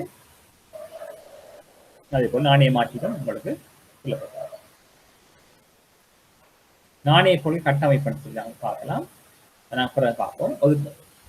ஆகவே நாணய கொள்கை கட்டமைப்பு வந்து நாணய கொள்கை கட்டமைப்பு வந்து ஒழுங்குபடுத்துறது நிர்வகிக்கிறதுக்கெல்லாம் வந்து இந்த மத்திய வங்கி தான் பொறுப்பாக காணப்படுகின்றது. எவ்வளவு நாணயத்தை நாங்கள் மத்திய வங்கி வெளியீடு செய்யப்படும் என்பதை வந்து மத்திய வங்கி தீர்மானிக்கும். அப்ப எவ்வளவு பொருளாதாரத்தை பார்த்தீங்கன்னு சொன்னால் நாணயத்தை வெளியீடு செய்யக்கூடிய சட்ட அங்கீகாரத்தை கொண்ட நிறுவனம் வந்து மத்திய வங்கி. இந்த மத்திய வங்கி என்ன செய்யும் என்று சொன்னால் நாணயத்தை வெளியீடு செய்யும். இந்த நாணயத்தை வெளியீடு செய்கிற பொழுது எதன் அடிப்படையாக வைத்து நாணயத்தை நாங்கள் வெளியீடு செய்யறது. ஆகவே நாணயத்தை வெளியீடு செய்வதற்கு வந்து மத்திய வங்கி எப்பொழுதும் தனது சொத்து மட்டத்தை பார்க்கும். ஆகவே மத்திய வங்கியில வந்து 2 வகையான சொத்துக்கள் காணப்படும். ஒன்று வந்து உள்நாட்டு சொத்து, லோக்கல் அசெட்ஸ் அழைக்கலாம். அதே போல வந்து வெளிநாட்டு சொத்து, ஃபாரின் அசெட்ஸ் அழைக்கலாம். There are 2 assets in the central bank. One is called domestic assets சொல்லுவோம், இன்னொரு ஃபாரின் அசெட்ஸ் சொல்லி அழைக்கலாம். அப்ப உள்நாட்டு சொத்தும் வெளிநாட்டு சொத்தும் சேர்ந்ததான் மத்திய வங்கியில சொத்தாக காணப்படும். இந்த சொத்து மட்டங்கள் அதிகரிக்கின்ற பொழுது நாட்டுடைய பண நிரம்பல் அதிகரிக்கும். இந்த பண நிரம்பலை அடிப்படையாக கொண்டுதான் நாட்டுல வந்து பண நிரம்பல் தீர்மானிக்கப்படும். எவ்வளவு நாணயத்தை நாங்கள் வெளியீடு செய்யறது. சொத்து மட்டங்கள் இல்லை என்று சொன்னால் நாங்கள் நாணயத்தை வந்து அச்சிட்டு வெளியீடு செய்யலாது. இவ்வாறு அவ்வாறு சொத்து மட்டங்கள் இல்லாத பொழுது நாங்கள் அதிகளவு நாணயங்கள் அச்சிட்டு வெளியீடு செய்தோம்னு சொன்னால் இந்த ரூபாவினுடைய பெறுமதி வந்து அந்த வெளியீடு செய்யப்பட்ட நாணயத்தின் அளவு இலங்கை ரூபாவுடைய பெறுமதி என்ன இருக்கும்னு சொன்னால் அதனுடைய பெறுமதி வீழ்ச்சி அடையும். ஆகவே சொத்து மட்டத்தை அடிப்படையாக கொண்டுதான் நாணயம் வந்து வெளியீடு செய்யணும்.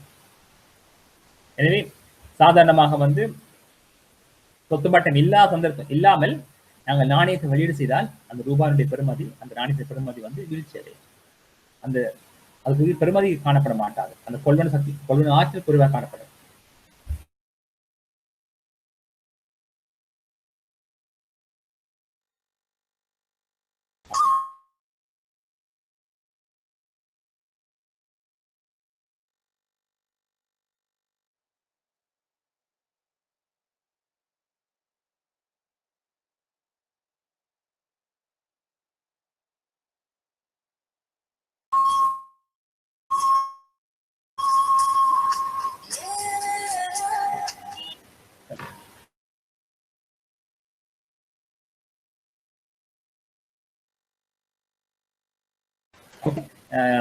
இந்த வகுப்பு இருக்க மாட்டாதான். என்னன்னா தெரியும் தானே, வருட இறுதி என்னப்படியால தேர்ஸ் நாட் எனி கிளாஸஸ், வகுப்பு இருக்க மாட்டாதான்னு சொல்லி அறிவிக்கிறார்கள்.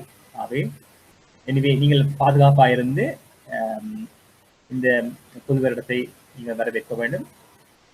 இந்த கிறிஸ்துமஸ் கொண்டாடுங்கள், பாதுகாப்பு முக்கியம். ஆகவே எனவே wish you all the best. Happy Christmas, Happy New Year also. ஆகவே நாங்கள் தொடர்ந்து பார்ப்போம். இந்த நாணய கொள்கை கட்டமைப்பு நாங்கள் பார்த்து கொண்டிருக்கின்றோம்.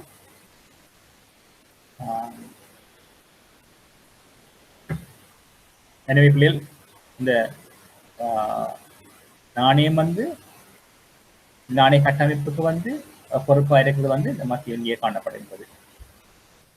இந்த நாட்டில் வந்து பண நிரம்பலை மாற்றி அமைக்கிறது இந்த மத்திய வங்கி தான் பொறுப்பாக காணப்படும்.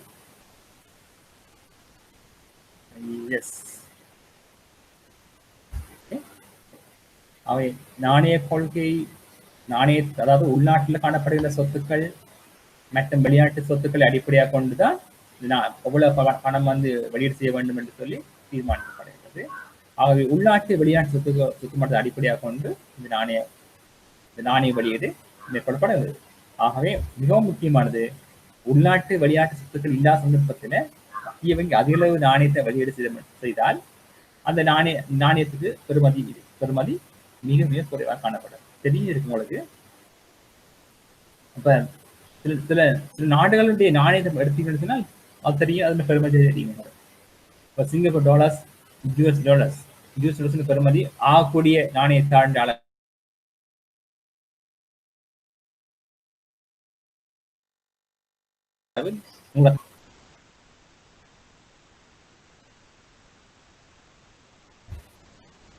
காணப்படும்.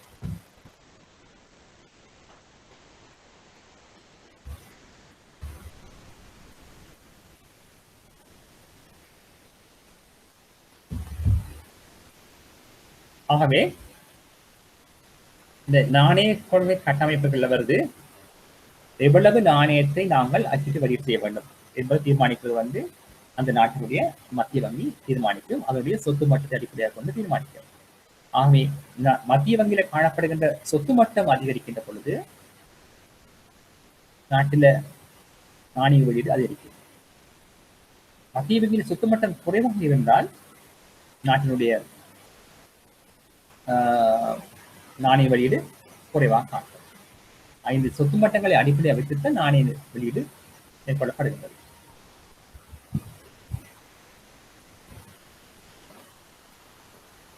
இந்த ஒதுக்கு பணம் என்று அழைக்கப்படும். மத்திய வங்கியில வந்து பல்வேறுபட்ட வகையான ஒதுக்குகள் காணப்படும். உள்நாட்டு ஒதுக்கம், வெளிநாட்டு ஒதுக்கம் சொல்லியிருக்கோம்.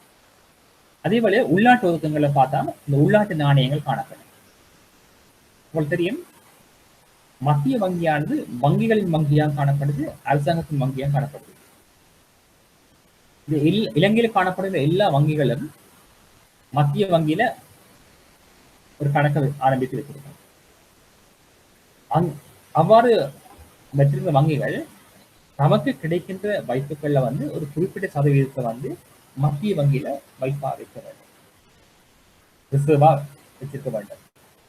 இதனுடைய காரணம் என்னன்னு சொல்லப்படுதுன்னு சொன்னால், இந்த வணிக வங்கிகள் அல்லது இந்த வங்கிகள் வந்து எதிர்காலத்துல வந்து திரவத்தன்மை இழக்கிற சந்தர்ப்பத்தில் திடீரென்று சொல்லி அந்த குறித்த வங்கி வந்து வணிக வங்கி பணம் இல்லாமல் திரவத்தன்மை இல்லாமல் முடிவடைகின்ற சந்தர்ப்பத்தில் இந்த மத்திய வங்கி என்ன செய்யணும்னு சொன்னால் இந்த ஒதுக்கங்களை பயன்படுத்தி அந்த வங்கிகளுக்கு வந்து இந்த வணிக வங்கிகளுக்கு வந்து கடன்களை வழங்கி அந்த நிதி நெருக்கடியில் இருந்து இவர்களை வந்து பாதுகாப்பாக மீட்கக்கூடிய நிலைமை காணப்படுகிறது.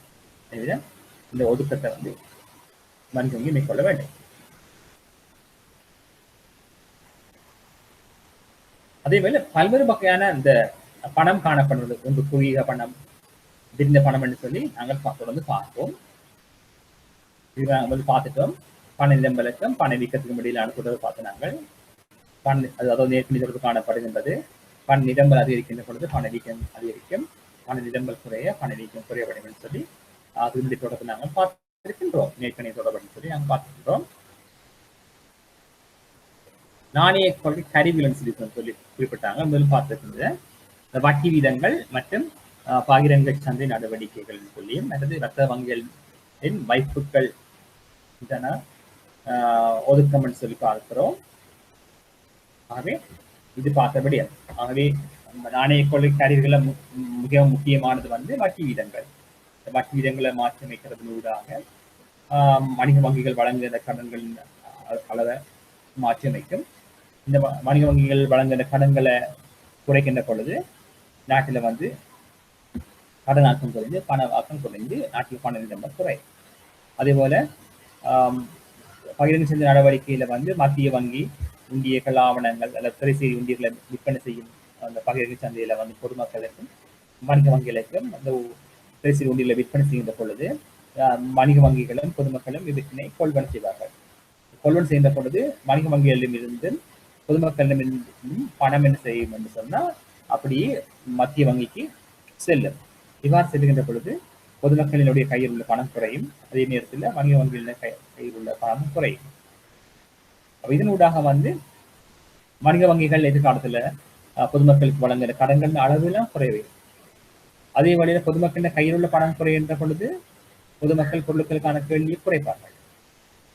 எனவே நாட்டுல வந்து பண நிரம்பல் குறைவடையும். அதே போல பணவீக்கமும் கட்டுப்பாட்டுகள்ல கொண்டு வரப்படும். அதே வழியில வர்த்தக வங்கிகளுக்கு கிடைக்கின்ற வைப்புகள் மீது மத்திய வங்கி என்ன செய்யும் என்று சொன்னால் அந்த ஒதுக்குகளை அதிகரிக்க செய்யும். காசு ஒதுக்கு வீதம், சட்டப்படியான ஒதுக்கு வீதம் போன்றவற்றை வந்து மத்திய வங்கி அதிகரிக்கும். ஒதுக்கி விதங்கள் அதிகரிக்க செய்கின்ற பொழுது வணிக வங்கிகள் முன்னரை விட குறைந்த அளவுதான் கடன்களை வழங்கக்கூடிய ஆற்றலை கொண்டிருக்கு. ஏன்னா வங்கிகளுக்கு வருகிற வாய்ப்புகள்ல வந்து குறிப்பிட்ட சதவீதத்தை வந்து வங்கிகளே வச்சிருக்க காசு சொல்லி, அதே போல வந்து வங்கிகள் குறிப்பிட்ட சதவீதத்தை வந்து மத்திய வங்கியில வைப்பு செய்ய முடியும்.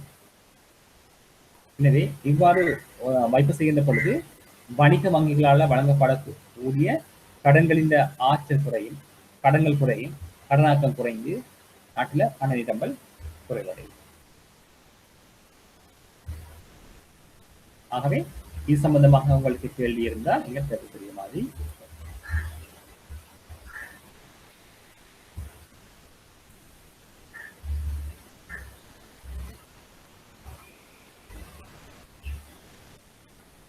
ஆகவே இது வந்து உங்களுக்கு தரப்படும். இது வந்து உங்களுக்கு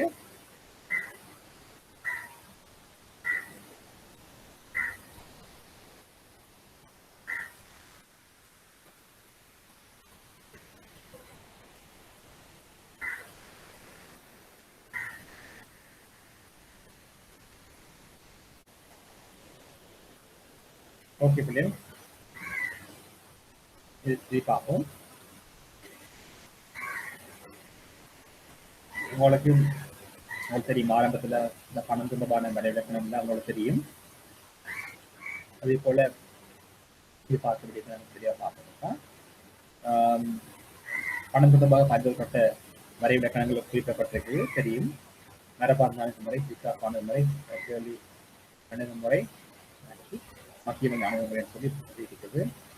அடுத்த பார்த்து போறீங்கன்னு சொன்னா அந்த பண்ட மாற்றிக் கொள்வதற்கு காணப்பட்ட குறைபாடுகள் தெரியும். உங்களுக்கு இரட்ட பொருத்தமின்மை காணப்பட்டது, பொதுவான கணக்கெட்டு அழகாக குறிப்பிடாமை, சிறு சிறு அழகாக பிரிவிடாமை, சேமிக்கிறது கடினமாக காணப்பட்டது, கோடி தகவல் இருக்கும். ஆகவே இது வந்து முக்கியமான விடயம். நான் உங்களுக்கு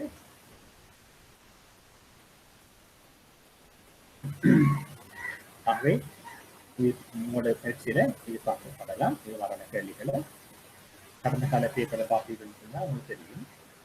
ஆகவே பண்ட மாற்றத்தில் காணப்பட்ட குறைபாடுன்னு சொன்னா இந்த விடயத்தை நீங்கள் குறிப்பிடக்கூடிய மாதிரி இருக்க வேண்டும். கடினமான விடயங்கள்ல ஆகவே இந்த தீர்வு கிடைக்கும். அடுத்தது வந்து பண்ட மாற்ற பொருளாதாரத்தில் வரைவிலக்கணம் சேர்க்கலாம். மற்றது வந்து பண்ட மாற்ற பொருளாதார காணப்பட்ட குறைபாடுகளையும் சேர்க்கலாம். ஆகவே அதை நீங்கள் விளங்கி வைக்கணும். தெரியும் தானே பண்ட மாற்ற பொருளாதார வரைவிலக்கம் என்று கேட்டால் பணம் என்ற கருவியை அறிமுகப்படுத்தப்பட முன்னர் காணப்பட்ட பொருளாதாரத்தை பண்ட மாற்ற பொருளாதாரம் என்று சொல்லி நாங்கள் அழைக்கின்றோம். இந்த பொருளாதாரத்தில் வந்து பொருட்களுக்கு பதிலாக பொருட்களே பரிமாற்றப்பட்ட பொருளாதாரத்தை தான் நாங்கள் பண்ட மாற்ற பொருளாதாரம் என்று சொல்லி கொடுக்கின்றோம். ஆகவே இந்த பண்ட மாற்ற பொருளாதாரத்தில் வந்து பல்வேறுபட்ட குறைபாடுகள் காணப்பட்டது. இதன் பொழுது அந்த வர்த்தகம் வந்து வளர்ச்சி அடைவதற்கு நிறைய தடங்களாக காணப்பட்டது சொல்லி அழைக்கலாம். ஆகவே இந்த பண்ட மாற்ற பொருளாதாரத்தில் வந்து இருந்து அடுத்த கட்டத்தில் இருந்த பொழுது பணம் என்ற கருவி அறிமுகப்படுத்தப்படுகிறது.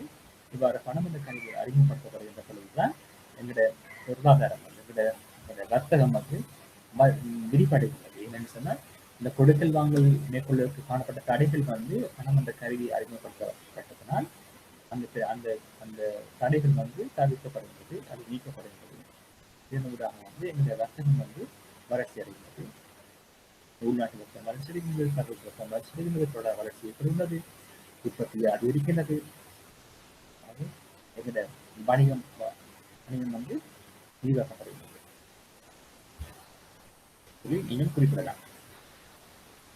உங்களுக்கு தெரியும் அடுத்ததுக்கெல்லாம் பணத்தின் பரிணாம வளர்ச்சின்னு சொல்லி கேட்கலாம். ஆகவே அவ்வாறு கேட்டால் குறிப்பிடக்கூடிய மாதிரி குறிப்பிடணும். கோமடிக்கு மணி காணப்பட்டது, பண்ட பணம் காணப்பட்டது, உலக பணம், காகித பணம், வங்கி பணம் சொல்லி பணம் வந்து பரிணாம வளர்ச்சி பெறுவது. அதே வேளையில ஒரு நல்ல பணத்தினுடைய பண்புகள் சொல்லி கேட்டால் அவளை பொறுக்கக்கூடிய மாதிரி இருக்க வேண்டும். நல்ல பணம் அதாவது சிறப்பான பணத்தினுடைய சிறந்த பணத்தின் பண்புகள் கேட்கலாம். அப்படி கேட்டா நீங்க சொல்லலாம் பொதுமக்கள் அனைவராலும் மீட்டுக் கொள்ளக்கூடியதாக இருக்க வேண்டும், நீண்ட காலத்துக்கு நிலைத்திருக்கக்கூடியதாக இருக்க வேண்டும், இந்த படங்கள்ல பணத்தை பார்த்தீங்கன்னா எல்லாம் வந்து ஒரு யூனிட்டியா இருக்கணும், ஒவ்வொரு தன்மை வந்து காணப்படணும். வெவ்வேறுபட்ட வடி, வெவ்வேறுபட்ட அளவு, வெவ்வேறுபட்ட நிறங்கள் அப்படி இல்லை, ஒரு யூனிட்டி ஒன்றுக்கு வேணும். எங்க ஒரு பாயிண்ட் சொன்னா பெரிய இருக்கும். ட்ரெஸ்ஸை பார்த்தீங்கன்னா தெரியும் ஒரே மாதிரியானது தன்மையை கொண்டு இருக்கும். அதுக்காக வந்து 5 ரூபா 10 ரூபா ஒரே மாதிரி இருக்கணும் அவசியம் இல்லை. அதான் அந்த 20 ரூபா 5 ரூபா ஒரே மாதிரி இருக்கணும் அவசியம் இல்லை. ஆகவே அந்த ஒரு யூனிட்டி ஒன்று இருக்க வேண்டும், ஒரு ஒரு சீரான தன்மையில போக வேண்டும் பணம் என்று சொல்லலாம். ஆகவே பொதுமக்கள் அனைவராலும் ஈட்டுக்கொள்ளக்கூடிய இருக்க வேண்டும், நீண்ட காலம் இருக்கக்கூடிய காணப்பட வேண்டும், அல்லது ஓரம் தன்மை வந்து காணப்பட வேண்டும், அல்லது இலங்கையில வந்து சிறு சிறு அலைகளாக பிரிவிடக்கூடிய தன்மை காணப்பட வேண்டும். ஆனால் இலங்கையில சில வழிகளில் வந்து சில பிரச்சனை காணப்படுறது ஐயன்றதால் புழக்கத்துல காணப்படுது. அவற்றை வந்து அவற்றை வந்து சிறு சிறு அலைகளை மாற்றுகின்ற பொழுது சில பிரச்சனைகள் ஏற்படுத்தான் செய்கின்றது. அடுத்து இலக்குவில வந்து கொண்டு செல்லக்கூடியதாக காணப்படுறது. இது இப்போ இலங்கையில நல்ல ஐயர் வந்து நீங்க இவ்வளவு பணத்தையும் கொண்டு வரக்கூடியதாக காணப்படுது. பெருமதி இடியானதாக இருக்கணும், இது சிக்கலாக தான் இருக்கும். அதாவது இந்த ரூபாவோட பெருமதி எப்பவும் உறுதியான இருக்கும், ஸ்ட்ராங்கா இருக்க வேண்டும். உங்களுக்கு தெரியும், ஒரு 10 ஆண்டுகளுக்கு முன்னர் நீங்கள் ஒரு 10 ரூபாய் 100 ரூபாய் வைத்திருந்தால் அதனுடைய பெருமதி வித்தியாசமா இருக்கும். இப்போ 10 ரூபாய் பெருமதி எவ்வளவு இருக்கும் உங்களுக்கு தெரிஞ்சுக்கணும். இது வந்து பெருமதி நிலையா இருக்குதான்னு சொல்லி பிரச்சனையா இருக்கு. ஆனால் சில நாணயங்கள் வந்து உறுதியாக தான் இருக்கும். உங்களுக்கு தெரியும், இது எப்படி அறிஞ்சு கொள்ளாமன்னு சொன்னா விலை மட்டத்தை பார்க்கலாம். இப்ப நீங்கள் ஒரு பானந்த விலையை நீங்கள் ஒரு 10 வருடத்துக்கு முன்ன எவ்வளவு வாங்கினீர்கள், இப்போ ஒரு பானந்த விலை எவ்வளவு, அது வந்து இலக்கு அறிந்து கொள்ளக்கூடிய மாதிரி பெருமதி நிதியா இருக்குதா இல்லை குறைவடைந்து இருக்குதா அல்லது அதை பார்க்கலாம். ஆகவே இன்னொன்று சொல்லலாம், நாணயத்துக்கு வந்து சட்ட ரீதியான அங்கீகாரம் இருக்க வேணும். அதாவது அந்த நாட்டினுடைய சட்ட அங்கீகாரம் இருந்தால்தான் அது வந்து நல்ல பணத்தின் பணத்தாக இருக்க வேண்டும். இலங்கை பார்த்தீங்கன்னா இலங்கை மத்திய வங்கி அரசாங்கத்தினும் அங்கீகாரம் காணப்படுது. அந்த நாணயத்துல இலங்கையில நிதி அமைச்சரும் மத்திய வங்கியில ஆளுநரும் வந்து அதில் கையொப்பம் வச்சிருக்கணும். அதனால வந்து சட்ட ரீதியான அங்கீகாரத்தை கொண்டிருக்கு. மற்றது வந்து இன்னும் வந்து இந்த நாணயம் வந்து ஒரு அருமைத்தன்மையாக இருக்கும், அருந்தல் தன்மை அல்லது ஸ்கேசிட்டியாக அல்லது பற்றாக்குறையும் கிடைப்ப நமக்கு அருமையாக இருக்கும். அதுதான் நல்ல பண்பா இருக்கும். யூஎஸ் பார்த்தீங்கன்னு சொன்னா மிகவும் அருமையாக தான் இருக்கும். அதுதான் நம்ம நல்ல பணத்தினுடைய பண்பா இருக்கும். நம்ம யூஎஸ் பணத்தில் நீங்கள் 5000 ரூபாய் பணத்தை கொண்டு போறது முடியாது. அங்கே அது கேட்பாங்க, ஏன் 5000 கொண்டு போய் கேட்பாங்க. இப்போ நீங்க அமெரிக்கான்னு தனியா நீங்க 5000 டாலர் கொண்டு போனா அது கேட்பது, ஏன் எவ்வளவு காசு கொண்டு போறீங்கன்னு கேட்பேன். இலங்கை 5000 ரூபாய் நீங்கள் கொண்டு போகலாம். ஏன்னா உங்களுக்கு தெரியும் 5000 ரூபாய் வந்து எத்தனை நாளைக்கு போதுமென்று தெரியும். ஆனா 5000 டாலர்ஸ் சொன்னா அது வந்து பெரிய பணமா இருக்கும். ஏன்னா 5000 டாலர்ஸ் வந்து அந்த நாட்டுல பெரிய பணம், இந்த இலங்கையும் பெரிய பணம் டாலர்ஸ் வந்து. ஏன்னு சொன்னா 5000 டாலர்ஸ் நிறைய பொருட்களை வாங்கலாம். 100 டாலர்ஸ் காணும் என்ன உங்களுக்கு, ஆனா 100 ரூபாய் காணும் உங்களுக்கு இங்க இல்லை. எனவேதான் அந்த பொருட்கள்ல பணத்தின் பெருமதியை நம்ம அளவிடலாம். இன்னொரு சொல்லலாம், இந்த போலி பணங்களை உருவாக்க முடியாத அளவில் வந்து சில சில விசேடமான பண்புகளை கொண்டிருக்கணும். அடுத்தது பணத்தை வந்து இலங்கையில அடையாளம் காணக்கூடியதாக இருக்க வேணும். எல்லா மக்களும் இலக்கு அடையாளம் காணக்கூடியது. இப்ப நீங்க பார்த்தீங்கன்னா நாணயத்துல சிறப்பான ஒரு பண்பு இருக்கும். யாரும் அந்த நாணயத்தை வந்து அந்த கைகளாக தடவி பார்க்கிற பொழுது எங்களை வந்து இனம் கண்டு கொள்ளலாம். அது எங்களுக்காக இல்லை, அந்த கற்புலின் ஆற்றுவர்களுக்காக வந்து விசேட தேவை உடையவர்களுக்காக வந்து உருவாக்கப்பட்ட நாணயம் சிறப்பான பண்பு. இப்ப நாணயத்தை வந்து சில சில சில சிறப்பான விடயங்கள் கொடுக்கப்பட்டது. அது நாங்கள் நாணயத்தை வந்து இந்த கைகளால் வந்து நாங்கள் தடையை பார்க்கின்ற பொழுது அது அதுல வந்து இனம் காணலாம், என்ன எவ்வளவு ரூபாய் வந்து இருக்கு. இவ்வளவு பண்பு இருந்தால் அது நல்ல நாணயத்தின் பண்பாக காணப்படும். அடுத்தவங்களை கேட்கலாம், இந்த பணத்தினுடைய பெரிதான தொழிற்பாடுன்னு சொல்லி கட்டாயம் உங்களிடம் இருந்து வினாக்கள் எதிர்பார்க்கலாம், விடைகள் எதிர்பார்க்கப்படும். அவ்வாறு கேட்டால் சொல்லணும், பணமானது பரிமாற்று ஊடகமாக சொல்லப்படுது. முதலாவது வந்து பரிமாற்று ஊடகமாக சொல்லப்படுது. அடுத்தது சொல்லப்படுது பெருமான திரட்டாக சொல்லப்படுது. மூன்றாவது பணமானது கணக்கீட்டு அழகாக சொல்லப்படுகின்றது. நாலாவது பிற்போடப்பட்ட கொடுப்பனவு கருவியாக இந்த பணம் கொடுப்பது. அது 4 பிரதான தொழிற்பாடுகள். நாம் பார்த்தது பண்புகள் பார்க்கலாம். நல்ல நாளுக்கு பண்புகள் பார்க்கிறார்கள். நல்ல பணத்தின் பண்புகள். இது வந்து பணத்தினுடைய பிரதானமான தொழிற்பாடுகள் சொல்லிக்கிறத இவ்வாறு கொடுக்கக்கூடியதாக இருக்க வேண்டும்.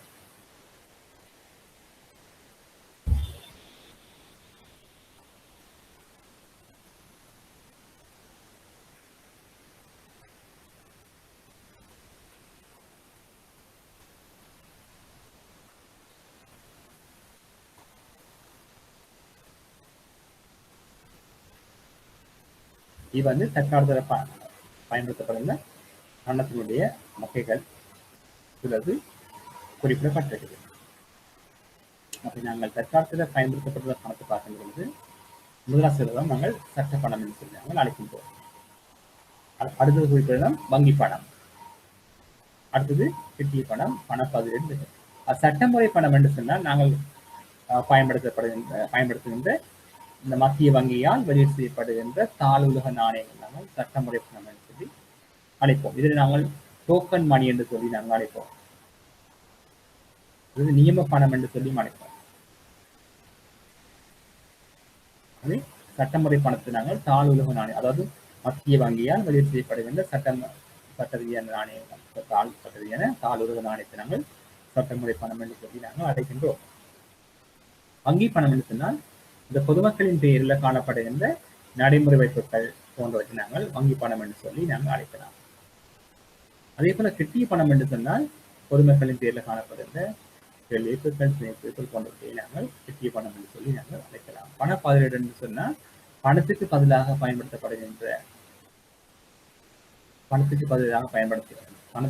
கொடுக்கல் வாங்கலுக்கு பயன்படுத்தப்படுகிற சாதனங்கள் நாங்கள் பணப்பதிரீடு என்று சொல்லி நாங்கள் அழைக்கின்றோம். உங்களுக்கு தெரியும், நாணயத்துக்கு பதிலாக பயன்படுத்துகின்ற ATM, debit card, credit card போன்றவற்றை சொல்லலாம். இலத்திரனியல் பணம் என்று சொன்னவர்களில் அந்த பொருட்கள் கொடுக்கல் வாங்கலுக்கு இலத்திரனியல் சாதனங்கள் ஊடாக பயன்படுத்தப்படுவதை நாங்கள் இலத்திரனியல் பணம் என்று சொல்லி அழைக்கின்றோம். இவ்வாறு இந்த காலத்துக்கு காலம் நவீன தொழில்நுட்ப வளர்ச்சியின் ஊடாக வந்து கொடுக்கல் வாங்கலுக்கு பல்வேறுபட்ட சாதனங்கள் வந்து பயன்படுத்தப்படுகின்றது. ஆரம்ப காலத்துல நாங்கள் தாளுலக நாணயங்களுக்கு அதிகமாக பயன்படுத்தி வந்திருக்கின்றோம். ஆனால் தற்பொழுது வந்து தொழில்நுட்பம் மற்றும் நாகரிக வளர்ச்சி காரணமாக மற்றும் காலத்தின் தேவை என்று அழைக்கப்படுது. பாருங்க, இப்போ COVID-19 ஏற்பட்ட காரணத்தால் வந்து பொதுமக்களுடைய நடமாட்டம் வந்து கட்டுப்படுத்தப்பட்டிருக்கின்றது. இதன் ஊடாக வந்து மக்கள் வந்து ஒன்று கூடுவது தவிர்க்கப்பட்டிருக்கிறது. ஆகவே இந்த பாதுகாப்பு கருதி மக்கள் நாணயங்களை பயன்படுத்துவதை தவிர்த்து ஏனைய சாதனங்களை பயன்படுத்துவதற்கு மக்கள் வந்து தயாராக இருக்கின்றனர். என்னென்னு சொன்னால், அந்த நாணயங்கள் ஊடாக வந்து நாணயம் வந்து பல்வேறுபட்ட நபர்கள் கைகளில் போய் சேர்ந்தபடியால் வந்து நாணயங்களை பயன்படுத்தினால், தாளுலக நாணயங்களை பயன்படுத்தினால் சிறுபல கிருமி தொற்று ஏற்படலாம் என்று சொல்லி வைத்தியர்கள் வந்து எச்சரிக்கை விட்டிருக்கிறார்கள். எனவே பொதுமக்கள் தமது பாதுகாப்பு கருதியும் இந்த நோயிலிருந்து நாங்கள் பாதுகாப்பு பெறுவதற்காக இந்த நாணயங்களை பயன்படுத்துவதை தவிர்த்து ஏனைய பண பதிலீடுகள், இலத்திரனியல் பணங்கள் போன்றவற்றை வந்து பயன்படுத்துவதற்கு வந்து கூடியளவு அக்கறை செலுத்தப்படுகின்றது. இவ்வாறு ஏற்படுவதற்கு அந்த நாட்டில் இந்த பிரதேசத்துல வந்து வங்கித்துறை, அதாவது நிதிச்சந்தையினுடைய வளர்ச்சி முக்கியமாக காணப்படும். அவ்வாறு காணப்பட்டால்தான் அந்த பொருளாதாரம் வந்து சிறப்பானதாக காணப்படும். பொருளாதாரம் வந்து சிறப்பாக செயல்பட வேண்டும் என்று சொன்னால் அந்த பொருளாதாரத்தில் வந்து நிதித்துறையின் வளர்ச்சி மிகவும் முக்கியமாக காணப்படும்.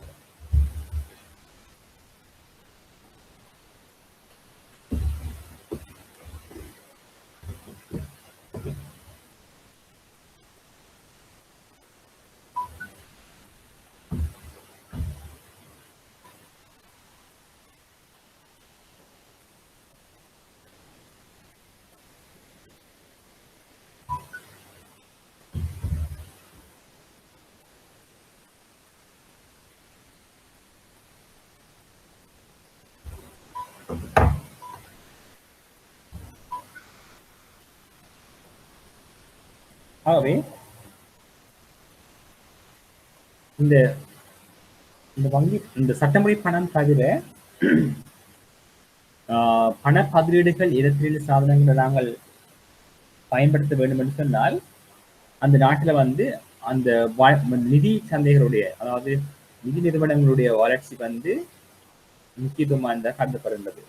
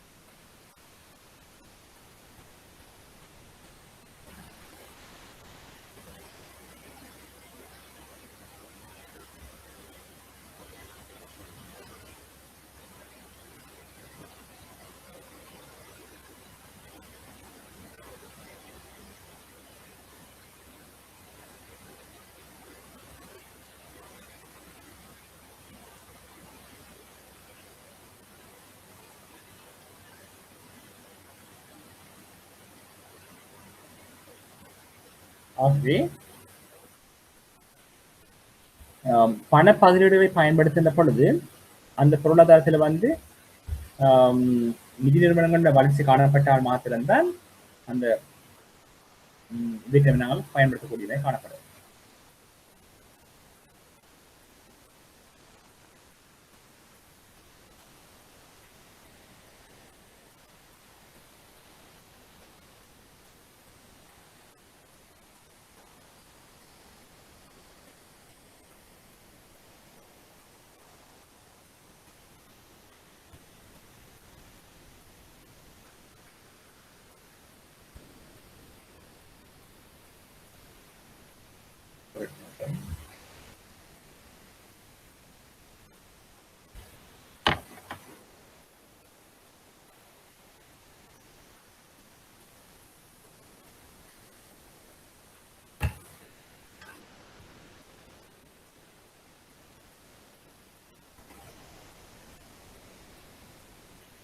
Recording okay, no? Hello, Avin? Is there any problem? Oh no, oh no? Okay, okay, okay. No problem. I was going on, no problem.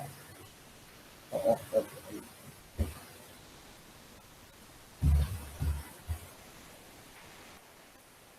Okay, நன்றி.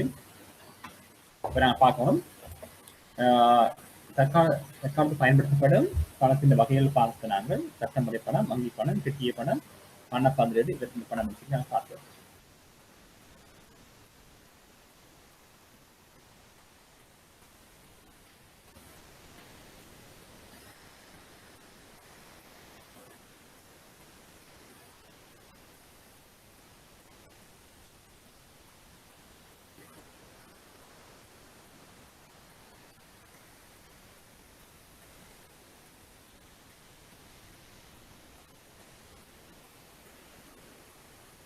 அடுத்து பார்க்க போறோம் நாங்கள் இங்க இந்த கொடுக்கல் வாங்கல் நோக்க கேள்வின்னு பார்த்த நாங்கள்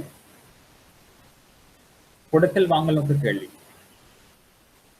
கொடுக்கல் வாங்கல் நோக்க கேள்வி என்று சொன்னால் நாங்கள் இந்த பணத்தை பணமாக வைத்திருப்பதற்கான காரணங்கள் 3 பார்த்து நாங்கள். ஒன்று கொடுக்கல் வாங்கல் நோக்க கேள்வி, அடுத்தது பாதுகாப்பு நோக்க கேள்வி, இது மட்டும் சொன்னாங்க உத்தேச நோக்க கேள்வி. கொடுக்கல் வாங்கல் நோக்க கேள்வி, பாதுகாப்பு நோக்க கேள்வி, முன்னெச்சரிக்கை நோக்க கேள்வின்னு சொன்னார். இந்த transaction for demand, precautionary demand, then speculate demand சொல்லி 3 வகையான கேள்விகள் காணப்படுது பணத்துக்கு. ஆகவே அந்த பணத்துக்கு 3 வகையான கேள்வி காணப்படுதுன்னு சொல்லி பார்த்தினாங்க. அந்த பணத்துக்கான கேள்வி இது வந்து பணத்துக்கான கேள்வி டிமாண்ட் ஃபார் மணின்னு சொல்றோம். இது வருமானம். அந்த கொடுக்கல் வாங்கல் நோக்கத்துக்கான கேள்வியை தீர்மானிக்கிற காரணி வந்து வருமானம்.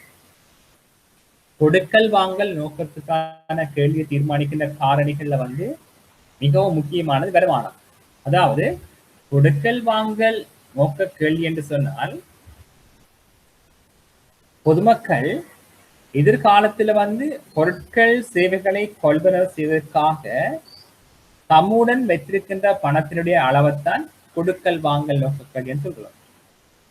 அப்ப இதற்கு முன்னே நாங்கள் எப்படி பார்க்கலாம்னு சொன்னால் பணத்துக்கான கேள்வி. பணத்துக்கான கேள்வி என்பது டிமாண்ட் ஃபார் மணி. இந்த பணத்துக்கான கேள்வி என்பது பொதுமக்கள்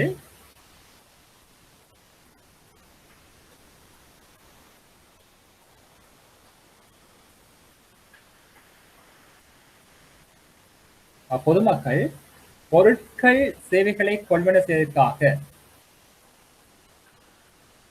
பொதுமக்கள் எதிர்காலத்துல வந்து பொருட்கள் சேவைகளை கொள்வன செய்வதற்காக பொதுமக்கள் தங்களோட கைகளில் வச்சிருக்கிற பணத்தை தான் சொல்றது கொடுக்கல் வாங்கல் நோக்க கேள்வி. உங்களோட பரீட்சையில கேட்கலாம் பணத்துக்கான கேள்வி. பணத்துக்கான கேள்வி என்றால் யாதுன்னு சொல்லி உங்களிடம் கேள்விகள் கேட்கப்படலாம். அவ்வாறு கேட்கப்பட்டால் குறிப்பிட வேண்டும் பொதுமக்களினுடைய கையில் உள்ள பணத்தை பொதுமக்கள் தமது கைகளில் வைத்திருக்க விரும்புகின்ற பணத்தை தான் நாங்கள் சொல்வது பணத்துக்கான கேள்வி என்று சொல்லி நாங்கள் அழைக்கின்றோம். அதாவது பொதுமக்கள் எவ்வளவு பணத்தை தாங்கள் கைகளில் வைத்திருக்க விரும்புகிறார்கள். பொதுமக்கள் உழைக்கிற பணம் முழுவதையும் தமது கைகளில் வைத்திருப்பது இல்லை. ஏனென்று சொன்னால் பணத்தை பணமாக வைத்திருந்தால் பணம் எந்தவித வருமானத்தையும் உழைத்து தர மாட்டாது. எனவே தான் பொதுமக்கள் தாங்கள் உழைத்த பணம் முழுவதையும் பணமாக வைத்திருப்பதில்லை. சிலவற்றை தமது வருமானம் தரக்கூடிய முதலீடுகளில் முதலீடு செய்வார்கள். அவ்வாறு தாங்கள் உழைத்த வருமானம் முழுவதையும் முதலீடு செய்வதல்ல. தாங்கள் உழைத்த வருமானத்தின் குறிப்பிட்ட சதவீதத்தை மக்கள் தமது தேவைக்காக வைத்திருப்பார்கள். அதைத்தான் நாங்கள் சொல்வது வந்து பணத்துக்கான கேள்வி, டிமாண்ட் ஃபார் மணி என்று சொல்லி அழைக்கின்றோம். எனவே பணத்துக்கான கேள்வியை நீங்கள் வரைவிலக்கணப்படுத்த சொன்னால் பொதுமக்கள் தாம் உழைத்த வருமானத்தில் எவ்வளவு பணத்தினை தமது கைகளில் வைத்திருக்க விரும்புகின்றார்களோ அல்லது வைத்திருக்கின்றார்களோ அதனைத்தான் பணத்துக்கான கேள்வி என்று நாங்கள் அழைக்கின்றோம். ஆகவே பொதுமக்களின் கைகளில் உள்ள பணத்தை தான் நாங்கள் இப்பொழுது பணத்துக்கான கேள்வி என்று சொல்லி அழைக்கின்றோம். அப்ப ஏன் இவ்வளவு பணத்தை பொதுமக்கள் கைகளில் வைத்திருக்கின்றார்கள் என்று சொன்னால் அது வந்து பணத்துக்கான கேள்வியினுடைய பிரிவுன்னு சொல்லி பார்க்கலாம் நாங்கள். அதாவது பணத்துக்கான கேள்வியை தீர்மானிக்கின்ற காரணிகள் சொல்லி கேட்கலாம். ஆகவே அதனால 3ஆ பிரிக்கலாம். அந்த பணத்துக்கான கேள்வி வந்து ஏற்படுறதுக்கு 3 காரணிகள் இருக்குது அல்லது 3 காரணங்கள் இருக்குது. பணத்துக்கான கேள்வி ஏற்படுவதற்கு 3 பிரதான காரணிகள். ஒன்று கொடுக்கல் வாங்கல் நோக்க கேள்வி, டிரான்சாக்ஷன் ஃபார் டிமாண்ட். அதாவது பொதுமக்கள் பணத்தினை பணமா வச்சிருக்க காரணம் என்ன, அல்லது பொதுமக்கள் தாம் உழைத்த வருமானத்தில் ஒரு பகுதியினை பணமாக தங்களுடன் வைத்திருப்பதற்கான காரணம் என்ன, அதான் பணத்துக்கான கேள்வி. இந்த பணத்துக்கான கேள்வி தீர்மானிக்கிற காரணங்கள் 3 இருக்குது. முதலாவது சொல்லப்படுது கொடுக்கல் வாங்கல் நோக்க கேள்வி, டிரான்சாக்ஷன் ஃபார் டிமாண்ட்.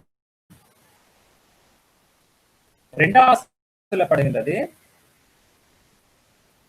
ப்ரீகாஷனரி டிமாண்ட், அதாவது முன்னெச்சரிக்கை நோக்க கேள்வி அல்லது பாதுகாப்பு நோக்க கேள்வி, ப்ரீகாஷனரி டிமாண்ட். 3வது சொல்லப்படுகின்றது ஸ்பெகுலேட்டிவ் டிமாண்ட் அப்படின்னு சொன்னால் உத்தேச நோக்க கேள்வி. எனவே மூன்று வகையான கேள்வி காணப்படுகிறது. மொத்த கேள்வி ஏற்படுவது பணத்துக்கான கேள்வி ஏற்படுவதற்கு மூன்று பிரதான காரணங்கள் இருக்கு.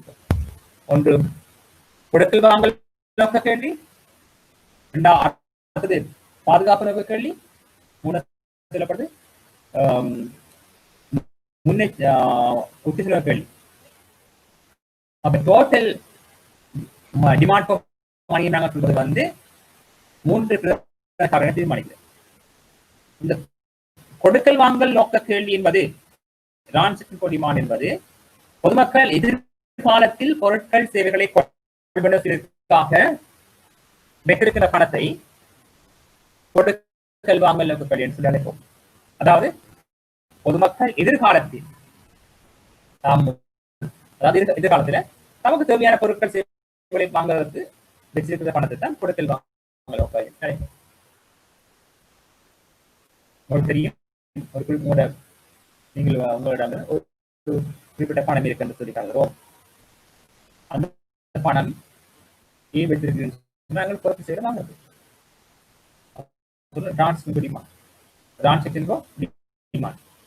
டோட்டல் டிமாண்ட் வந்து மூன்று வகையாக பிரிக்கப்படும். ஒன்று கொடுக்கல் வாங்கல் நோக்க கேள்வி, உத்தேச நோக்க கேள்வி, பாதுகாப்பு நோக்க கேள்வி. இந்த மூன்றும் சேர்ந்ததான் மொத்த கேள்வி. மொத்த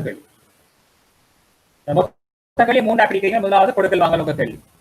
அதாவது நாங்கள் உழைத்த வருமானத்தை குறிப்பிட்ட சதவீதத்தை பணமாக வைத்திருக்கின்றோம். ஏன்னு சொன்னா ஒன்று வந்து பொருட்கள் சேவை வாங்குறதுக்கு, அதுதான் சொல்லப்படுது கொடுக்கல் வாங்கல் நோக்க கேள்வி.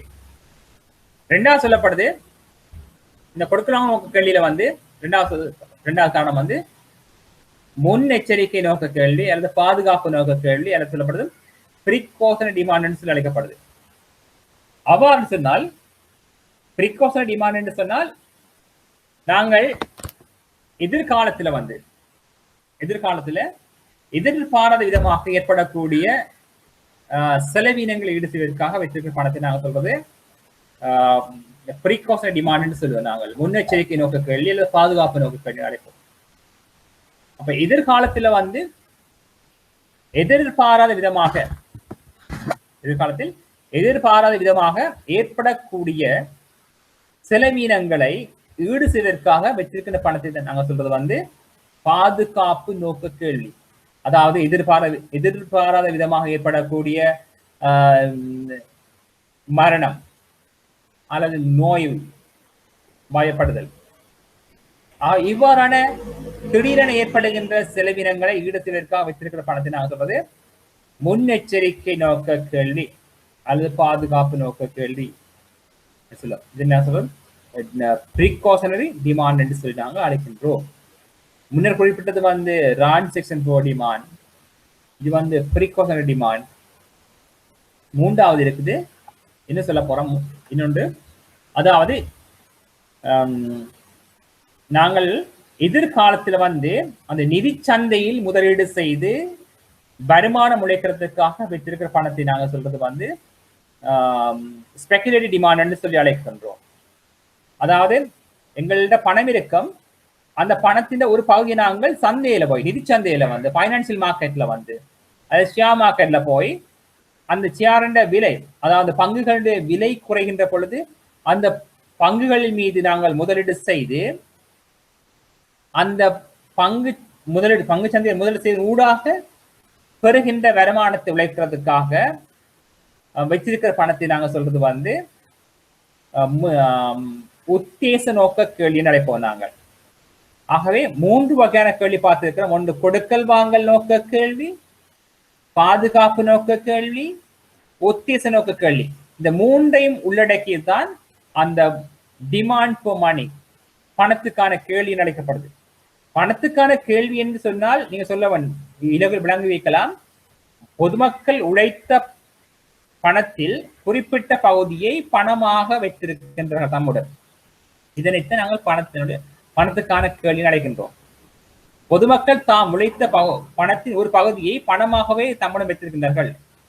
இதனைத்தான் பணத்துக்கான கேள்வி அழைக்கின்றோம்.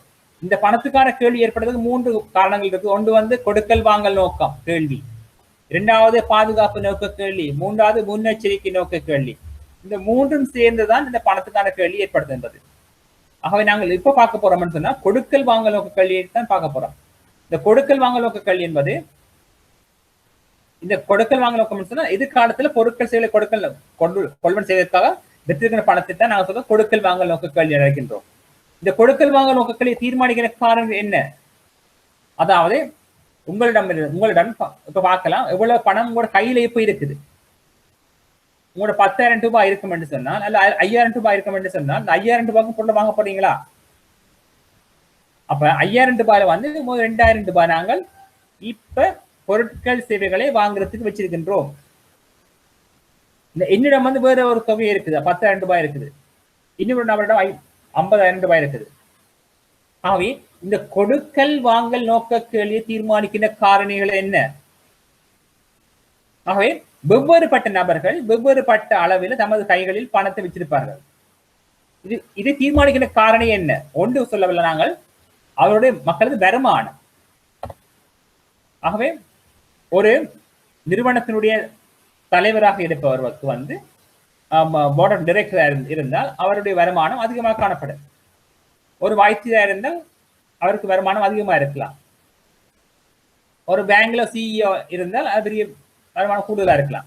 ஆகவே இதுமொரு நம்பரை பார்ப்போம், நாங்கள் நாளாந்த கூலி வேலை செய்கிற நபராக பார்க்கலாம், அல்லது ஒரு வியாபார நடவடிக்கையில் ஈடுபடுறவர், சுய தொழில் முயற்சியில் ஈடுபடுறவர், இவ்வாறு பல்வேறுபட்ட நபர்கள் காணப்படுகின்ற பொழுது பல்வேறுபட்ட நபர்களும் வெவ்வேறுபட்ட தொகையில வந்து நமது கேள்வி ஏற்படுத்தி வச்சிருப்பாங்க. ஆகவே இந்த கொடுக்கல் வாங்கல் நோக்கங்களை தீர்மானிக்கிற காரணம் என்ன என்று பார்க்கின்ற பொழுது மக்களுடைய வருமானத்தின் அளவு. அந்த கூடியளவு வருமானம் பெற்றால் அவர் கூடியளவு பணத்தை வைத்திருப்பாரு நம்முடன். ஆகவே பணத்துக்கான கேள்வி தீர்மானிக்கின்ற காரணிகளில் முதலாவது சொல்லப்படுகின்றது மக்களது வருமானம். வருமானம் அதிகரிக்கின்ற பொழுது பணத்துக்கான கேள்வி அதிகரிக்கும். உதாரணமாக சொல்லுவோம், நாங்கள் ஒரு நிறுவனத்தினுடைய தலைமை அதிகாரி, ஒரு கம்பெனியின் தலைமை அதிகாரி வந்து அவருக்கு வந்து வருமானம் கூடுதலா இருக்கு. ஆகவே அவர் கூடிய பணத்தை தான் கையில வச்சிருப்பார். வருமானம் கூட இருக்கின்ற பொழுது பணத்துக்கான கேள்வி அதிகரிக்கும். வருமானம் குறைகின்ற பொழுது பணத்துக்கான கேள்வி குறைவடையலாம்.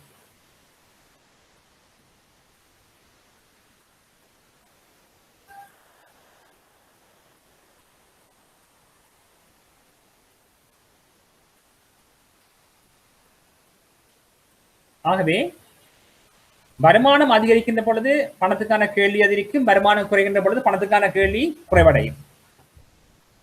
இரண்டாவது காரணியாக குறிப்பிடலாம் அந்த நபருடைய மதிவிட தன்மை. அதாவது கிராமமா நகரமானு பார்க்கலாம். மதிவிடம், இப்ப நகரத்துல மதிவிடம் இருந்தால் அவர் வந்து கூடிய அளவு பணத்தை சில கையில் வச்சிருப்பார். என்னன்னு சொன்னா தெரியும், அவருக்கு வந்து வாழ்க்கை செலவு அதிகமாக காணப்படும். மின்சாரம், தொலைபேசி, போக்குவரத்து, உணவு, உடை, வந்து நிறைய பணம் தேவைப்படும். நகரத்தில் இருக்கிறவருக்கு வந்து பயணம் போறதுக்குலாம் நிறைய பணம் தேவை. அதே நேரத்துல ஒரு நகரத்துல இருப்பாருன்னு சொன்னா அவருக்கு வந்து செலவீனம் வந்து மிக குறைவாக காணப்படலாம். அவருக்கு இந்த பயணத்துக்கான செலவு குறைவாக காணப்படும், மின்சாரத்துக்கு குறைவாக பணம் தேவைப்படலாம், வாடகை குறைவா இருக்கும், போக்குவரத்து, நீர் போன்றவற்றுக்கெல்லாம் குறைவானதாக காணப்படும். ஆகவே மதிப்பிடம் வந்து தீர்மானிக்கும். இன்னும் தீர்மானிக்கலாம் அப்படின்னு சொல்லாமலே, அதாவது வருமானம் பெறுகின்ற கால இடைவெளி, அந்த டியூரேஷன். அப்ப பாத்தீங்கன்னு சொன்னால் ஒருவருக்கு வந்து சம்பளம் வந்து 1ஆம் தேதி கிடைக்கும், ஒவ்வொரு மாதம் 1ஆம் தேதி கிடைக்கும்னு சொன்னால் 1ஆம் தேதி 2ஆம் தேதியில வந்து அவருடைய கையில் உள்ள பணத்தின் அளவு அதிகமாக காணப்படும். அதே போல 30ஆம் தேதி பாத்தீங்கன்னு சொன்னால் அவருடைய கையில் உள்ள பணத்தின் அளவு பூச்சியமா கூட வரலாம். அப்ப 29, 30 பாத்தீங்கன்னா அவருடைய சம்பளம் வந்து பூச்சியமா இருக்கு. ஆனா 1ஆம் தேதி, 2ஆம் தேதி, 3ஆம் தேதியில பாத்தீங்கன்னா அவருடைய வருமானம் அதிகமா இருக்கு. எனவே வருமானம் பெறுகின்ற கால இடைவெளி ஒரு நபருடைய பணத்துக்கான கேள்வியை தீர்மானிக்கும். இன்னொன்று பார்க்கலாம், பொருட்களின் விலை மட்டம், பணவீக்கம். போன்ற காரணிகளும் பணத்துக்கான கேள்வி தீர்மானிக்க. இலங்கையில பாத்தீங்கன்னு சொன்னா இலங்கையில எல்லாரும் வந்து 5000 ரூபாய் வச்சிருப்பார்கள். தங்கள் கைகளில் வந்து 5000 ரூபாய் வச்சிருப்பார்கள். அது அமெரிக்கால பாத்தீங்கன்னு சொன்னால் அவர்கள் வந்து 5000 டாலர்ஸ் வந்து வச்சிருக்க மாட்டேன். 5000 டாலர்ஸ் வந்து பெரிய தொகையா காணப்படும். அங்க வந்து பெரிய பெருமதியா இருக்கும். அங்க வந்து ஒரு $100 போதும். கிட்டத்தட்ட ஒரு கிழமைக்கு போதுமான காணப்படும் $100 வந்து சாப்பாட்டுக்கு. ஒரு நாளைக்கு $5 போதும். ஆகக்கூடிய $10 போதும்.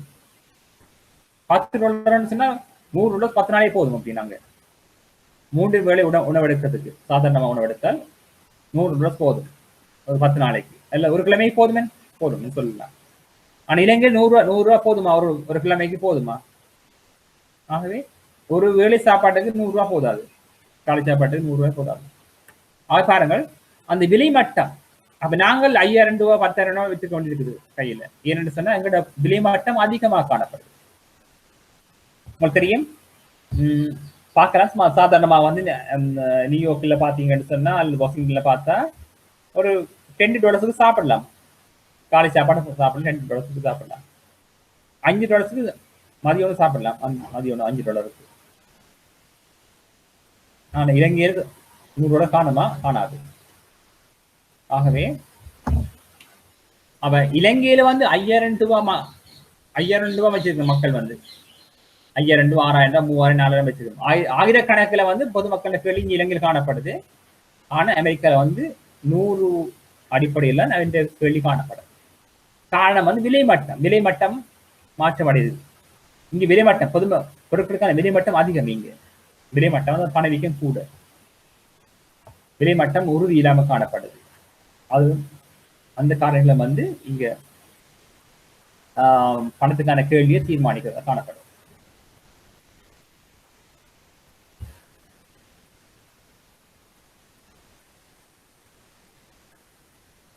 இதுல பார்த்தீங்கன்னு சொன்னால் கொடுக்கல் வாங்க நோக்க கேள்விக்கும் வருமானத்துக்கும் இடையே இந்த தொடர்பு காணப்படும் பார்க்கப்படும். ஆகவே இது வந்து இந்த நிலைக்கூத்தாட்சியில வந்து YHL பாருங்கன்னு சொன்னா டிமாண்ட் ஃபார் மணி இருக்குது. டிமாண்ட் ஃபார் மணி பணத்துக்கான கேள்வி.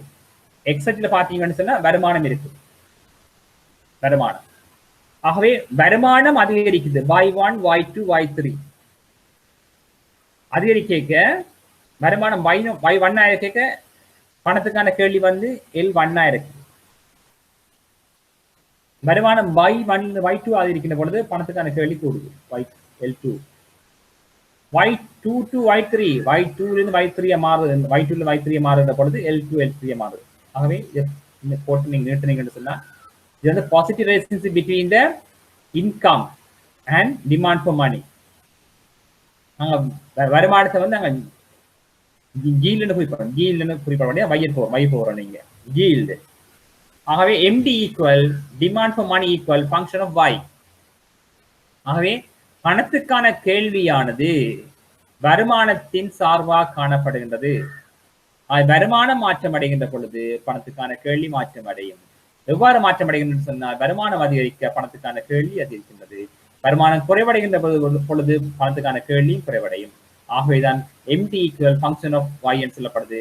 ஆகவே பணத்துக்கான கேள்வி வருமானத்தின் சார்பாக காணப்படுவது என்பதனை இது குறிக்கின்றது.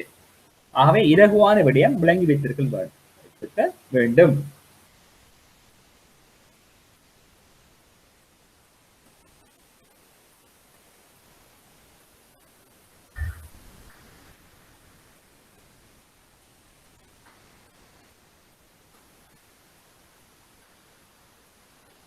இதை நீங்க பார்க்கலாம்.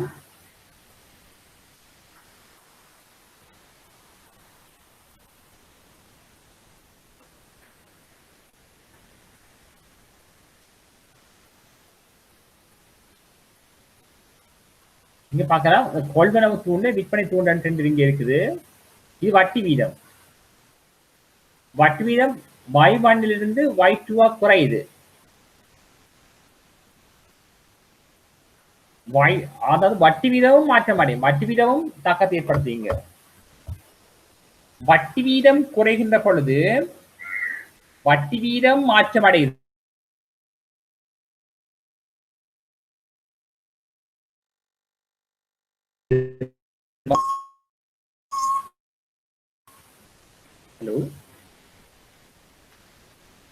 No problem. Okay, no.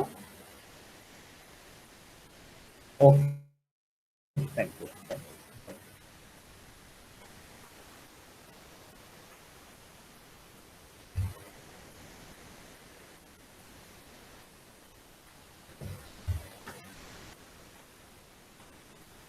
எவ்வாறு சொன்னால் இந்த வட்டி வீதம் குறையுது, இது பார்ப்போம். குறையுது.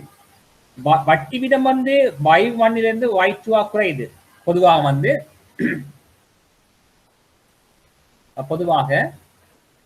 வட்டி வீதத்தை எடுத்துக்கொள்வோம் நாங்கள். வட்டி வீதம் வங்கிகள்ல வட்டி வீதம், பேங்க் ரேட் இல்ல இன்ட்ரெஸ்ட் ரேட். இந்த வட்டி வீதம் குறைந்தால் பொதுமக்கள் அதிக அளவு பணத்தை தங்களோட கைகளில் வைத்திருப்பார்கள். இவ்வாறு அதிக அளவு பணத்தை கைகளை வைத்து விரும்புகிறார். என்னன்னு சொன்னா வங்கியில வட்டி குறையுது. மாறாக வங்கிகள்ல வந்து வட்டி வீதம் அதிகரிக்கின்ற பொழுது பொதுமக்கள் தங்களை கைகளில் பணத்தை வைத்து விரும்ப மாட்டார்கள். ஏன்னு சொன்னா தாங்கள் உழைத்த பணத்தில் பெரும்பகுதியை வந்து வங்கிகள்ல வைப்பு செய்கிறார்கள். இப்படி வைப்பு செய்கின்ற பொழுது அவளுக்கு வட்டி வருமானம் கிடைக்கும். ஆகவே இந்த வட்டி வீதமும் என்ன செய்யும் சொன்னால் அந்த பணத்துக்கான கேள்வியை தீர்மானிக்கும்.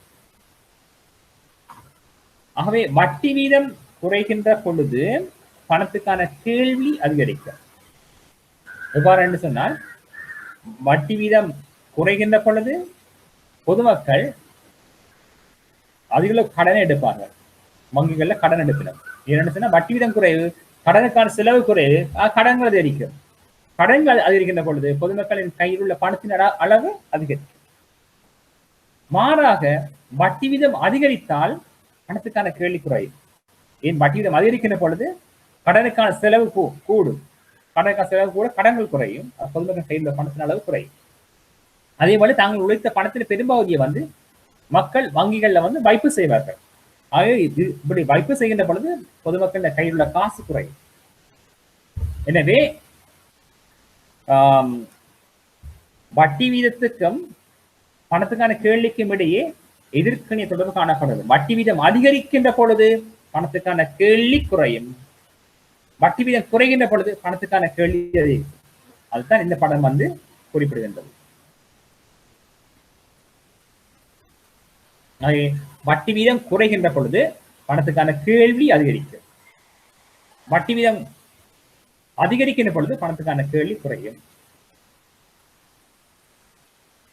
ஆகவே வட்டி வீதம் குறைகின்ற பொழுது பொதுமக்கள் அதிக அளவு பணத்தை கைகளில் வைத்திருப்பார்கள். ஏனென்று சொன்னால் வங்கிகள்ல வந்து வட்டி குறைவு. வங்கிகள்ல போய் பணத்தை வைப்பிடுவது மக்களுக்கு வந்து இலாபமற்றதாக காணப்படுது. எனவே பொதுமக்கள் தாங்கள் வங்கிகளை வைப்பு செய்யாமல் வேறு ஏதாவது நிதி சந்தையில முதலீடு செய்வதற்காக வைத்திருக்கின்ற பணத்தின் அளவு அதிகரிக்கும் சொல்லி அழைக்கப்படுது. ஆகவே இதை பார்த்தீங்கன்னு சொன்னால் demand for money is equal function of R. ஆகவே MD is depending on the R. R mean interest rate. ஆக MD is a function of R. ஆர் என்பது இன்ட்ரெஸ்ட் ரேட். ஆகவே எஃப் என்பது ஃபங்க்ஷன், சார்பு அல்லது தொழிற்பாடு அழைக்கப்படும். எம்டி என்பது டிமாண்ட் ஃபார் மணி, எஸ் என்பது ஸ்பெகுலேட்டிவ் டிமாண்ட் வந்து குறைக்குது. ஆகவே உத்தேச நோக்க கேள்வியானது வட்டி வீதத்தின் சார்பாக காணப்படும். வட்டி வீதம் குறைந்தால் உத்தேச நோக்கத்தான கேள்வி அதிகரிக்கும். என்னன்னு சொன்னால் வட்டி வீதம் குறையுது, இதனால வந்து மக்கள் வங்கிகளை வைப்பு செய்ய மாட்டார்கள், அதிக பணத்தை கையில வச்சிருப்பார்கள். ஏன்னு சொன்னா நிதி சந்தையில முதலீடு செய்யறதுக்காக தெரியும், ஸ்டாக் மார்க்கெட் தெரியும், அல்ல ஷேர் மார்க்கெட் தெரியும், அதுல முதலீடு செய்வதற்காக தங்களோட கையில காசை வச்சிருப்பார்கள். ஏன்னு சொன்னா சந்தையில, அதாவது நிதி சந்தையில வந்து வாங்கி அந்த கம்பெனிகளோட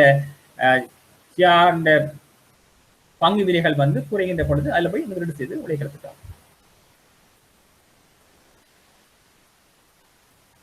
ஆகவே மேலும் குறிப்பிடப்பட்டிருக்குது பணத்துக்கான கேள்வி தாக்கல் செலுத்தும் காரணிகள் அல்லது பணத்துக்கான கேள்வி தீர்மானிக்கும் காரணிகள் சொல்லி கேட்கலாம்.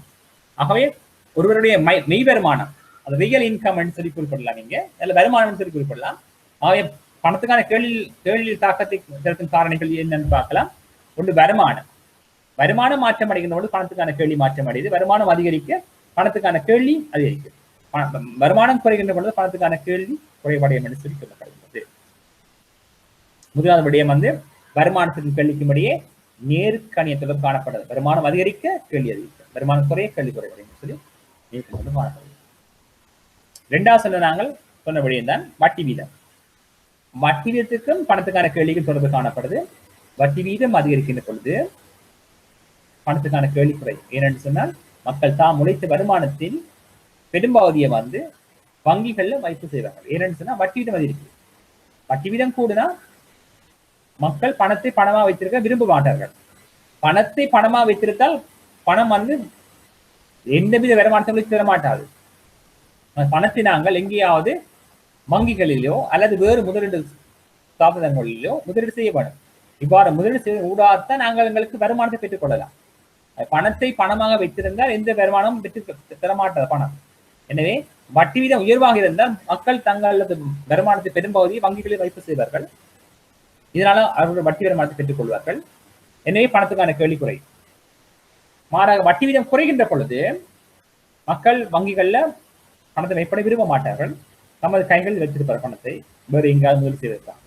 எனவே வட்டி வீதம் குறைகின்ற பொழுது பணத்துக்கான கேள்வி அதிகரிக்கும். ஆக இங்க எதிர்க்கின்ற காணப்படுகிறது. There are negative relationship between the interest rate and the money demand for money. This is a negative relationship. அடுத்தது விலைமட்டம். விலைமட்டம் உயர்வாக இருக்கின்ற பொழுது பணத்துக்கான கேள்வி அதிகமாக காணப்படும். விலைமட்டம் குறைவாக இருக்கும் பொழுது பணத்தின் கேள்வி குறையும். உதாரணம் நாங்கள் இலங்கையில பார்க்கலாம். இலங்கையில விலைமட்டம் கூடி கூடி செல்கின்றது. அவை நாங்கள் அதிக பணத்தை கையில வச்சிருக்கின்றோம். இது வந்து ஒரு 20 வருடத்துக்கு முன்னே பார்த்தீங்கன்னு சொன்னால் நாங்கள் வந்து குறைந்த பணத்தை தான் நாங்கள் வைத்திருந்தோம். உங்களோட பெற்றாரிடம் கேட்கலாம். அவையின் தங்கட கால அவை பாடசாலை சென்ற பொழுது எவ்வளவு பணத்தை பாடசாலை கொண்டு சென்றாங்க கேட்க பார்க்கலாம். நீங்கள் எவ்வளவு கொண்டு போறீங்க பாடசாலை போறீங்க?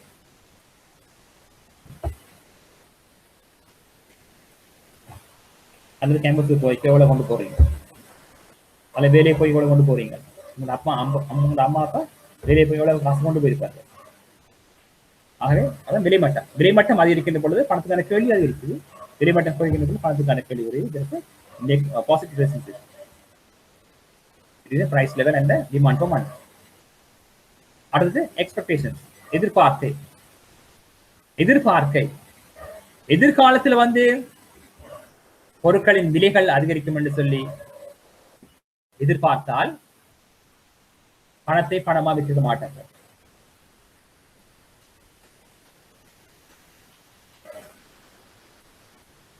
ஆகவே எதிர்பார்க்க என்ன செய்வேன்னு சொன்னா பொருட்கள் பணத்துக்கான கேள்வியை தீர்மானிக்கும். ஆகவே எதிர்காலத்துல பொருட்களின் விலை அதிகரிக்கும் என்று எதிர்பார்த்தால் மக்கள் பணத்தை பணமா வைத்திருக்க மாட்டார்கள்.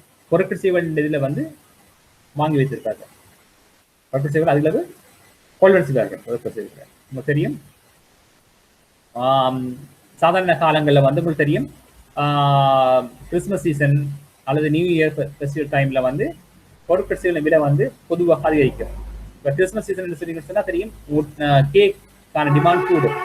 ஆகவே முட்டை, மார்ஜரின், சுகருக்கான கேள்வி கூடும். ஆகவே எனவே அதுக்கான கேள்வி அதிகரிக்கும். பொதுமக்கள் அந்த பொருட்கள் செய்வதின் மீதான கேள்வி தான் அதிகரிப்பார்கள். பொதுமக்கள் கையில காசை வச்சுட்டு குறைப்பார். அதே போல தைப்பொங்கல் காலப்பகுதி பார்த்தீங்கன்னா சர்க்கரை, தீனிக்கான பொங்கல் அரிசிக்கான கேள்வி கூடும், கரும்புக்கான கேள்வி கூடும். ஆகவே பொதுமக்கள் அதில் பொருட்களை தான் கொள்வன் செய்வார்கள். மற்றும் நிறுவன காரணிகள், மக்களது வருமானங்கள், மற்றது நுகர்வு பழக்க வழக்கம், சேமிப்பு பழக்க வழக்கம் போன்றவை இது வந்து தீர்மானிக்கும். மற்றும் நிதி சந்தையின் தோற்றம், நவீன கண்டுபிடிப்புகள், இது முக்கியமான விடயம். இது பார்த்து சொன்னால் முந்தைய கிராமத்துல பார்த்தீங்கன்னு சொன்னால் அங்க நிதி சந்தையின் வளர்ச்சி குறைவாக காணப்பட்டது. நகரங்கள்ல வந்து பார்த்தீங்கன்னு சொன்னால் வங்கிகளின் வளர்ச்சி எல்லாம் அதிகமாக காணப்பட்டது. எனவே வங்கிகளின் வளர்ச்சி அதிகமாக காணப்பட்ட பின்னர் மக்கள் வந்து பணத்தை பயன்படுத்துகிற அளவு குறைவடைந்து இப்ப பணத்துக்கு பதிலாக ஏனைய சாதனங்களை பயன்படுத்துறாங்க. அதாவது பண பதிலீட்டு சாதனங்களை பயன்படுத்துறாங்க. இப்ப காட்டை பயன்படுத்துறோம், வேறு வேறு ஆப்ஸ், அதாவது மொபைல் ஆப்ஸ் பயன்படுத்துறான், ஆன்லைன்ல வந்து பொருட்களை வாங்குறான். ஆகவே நிதிச்சந்தை மாற்றம் அடைய, அதாவது நிதிச்சந்தை வளர்ச்சி அடைகின்ற பொழுது பணத்துக்கான கேள்வி குறையுது. நாங்கள் பணத்தை வச்சிருக்கிறத விரும்புறதில்லை. வங்கியிலோடைய பணத்தை போட்டுட்டு நாங்கள் மொபைல் போன் ஊடாக நாங்கள் பொருட்கள் வாங்கலை மேற்கொள்வோம். அப்ப இதுவும் நிதிச்சந்தையின் வளர்ச்சி, நவீன கண்டுபிடிப்புகள் போன்றவையும் பணத்துக்கான கேள்வியில தாக்கத்தை ஏற்படுத்தும். அதே போல இதே நீங்கள் இந்த நிலைமைய நகரத்துல ஒரு கிராமத்துல பாத்தீங்கன்னு சொன்னா, வங்கிகளே இல்லாத கிராமத்துல பொதுமக்கள் ஏடிஎம் கார்டு, டெபிட் கார்டோ அல்லது மொபைல் பயன்படுத்துவது காணப்படும். ஆனா இப்ப தற்பொழுது நிலைமை மாற்றமடைந்து வருது. இலங்கையில எல்லா நகரங்களும் போதிய அளவு தொழில் வசதியுடன் இயங்குறபடியால அடுத்து தற்பொழுது காணப்படுகின்ற சூழ்நிலையும் ஒரு சாதகமான நிலைமை தான் காணப்படுது. மக்கள் அதிக அளவுல பணத்துக்கு பதிலாக பண பதிலீட்டு சாதனங்களை தான் அதிக அளவு பயன்படுத்துது. இது வந்து பணத்துக்கான கேள்விகள் குறைக்கின்றது. இப்ப நீங்க பாத்தீங்கன்னா உங்களோட பர்சத்து பாருங்க, நிறைய இந்த கார்டு தான் இருக்கு. பணத்தை விட பணம் குறைவா தான் இருக்கு. ஏன்னு சொன்னா பணத்துக்கு பதிலாக கார்டை பயன்படுத்தலாம். எல்லா இடங்களும் எக்ஸ்ட்ரா பணத்தை இப்ப சாதாரண சில்லறை கடையை போனாலும் பணத்துக்கு பதிலாக வந்து ஸ்மார்ட் ஆப் பயன்படுத்தி கொடுக்கல் வாங்கல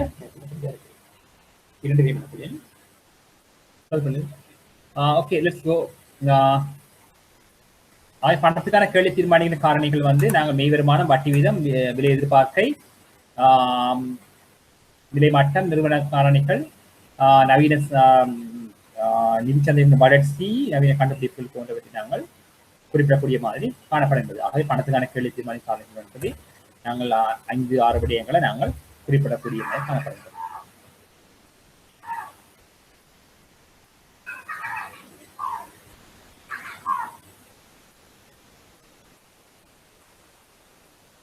பணத்தின் வகைகளை நாங்கள் சும்மா குறிப்பிட்டு போகலாம்.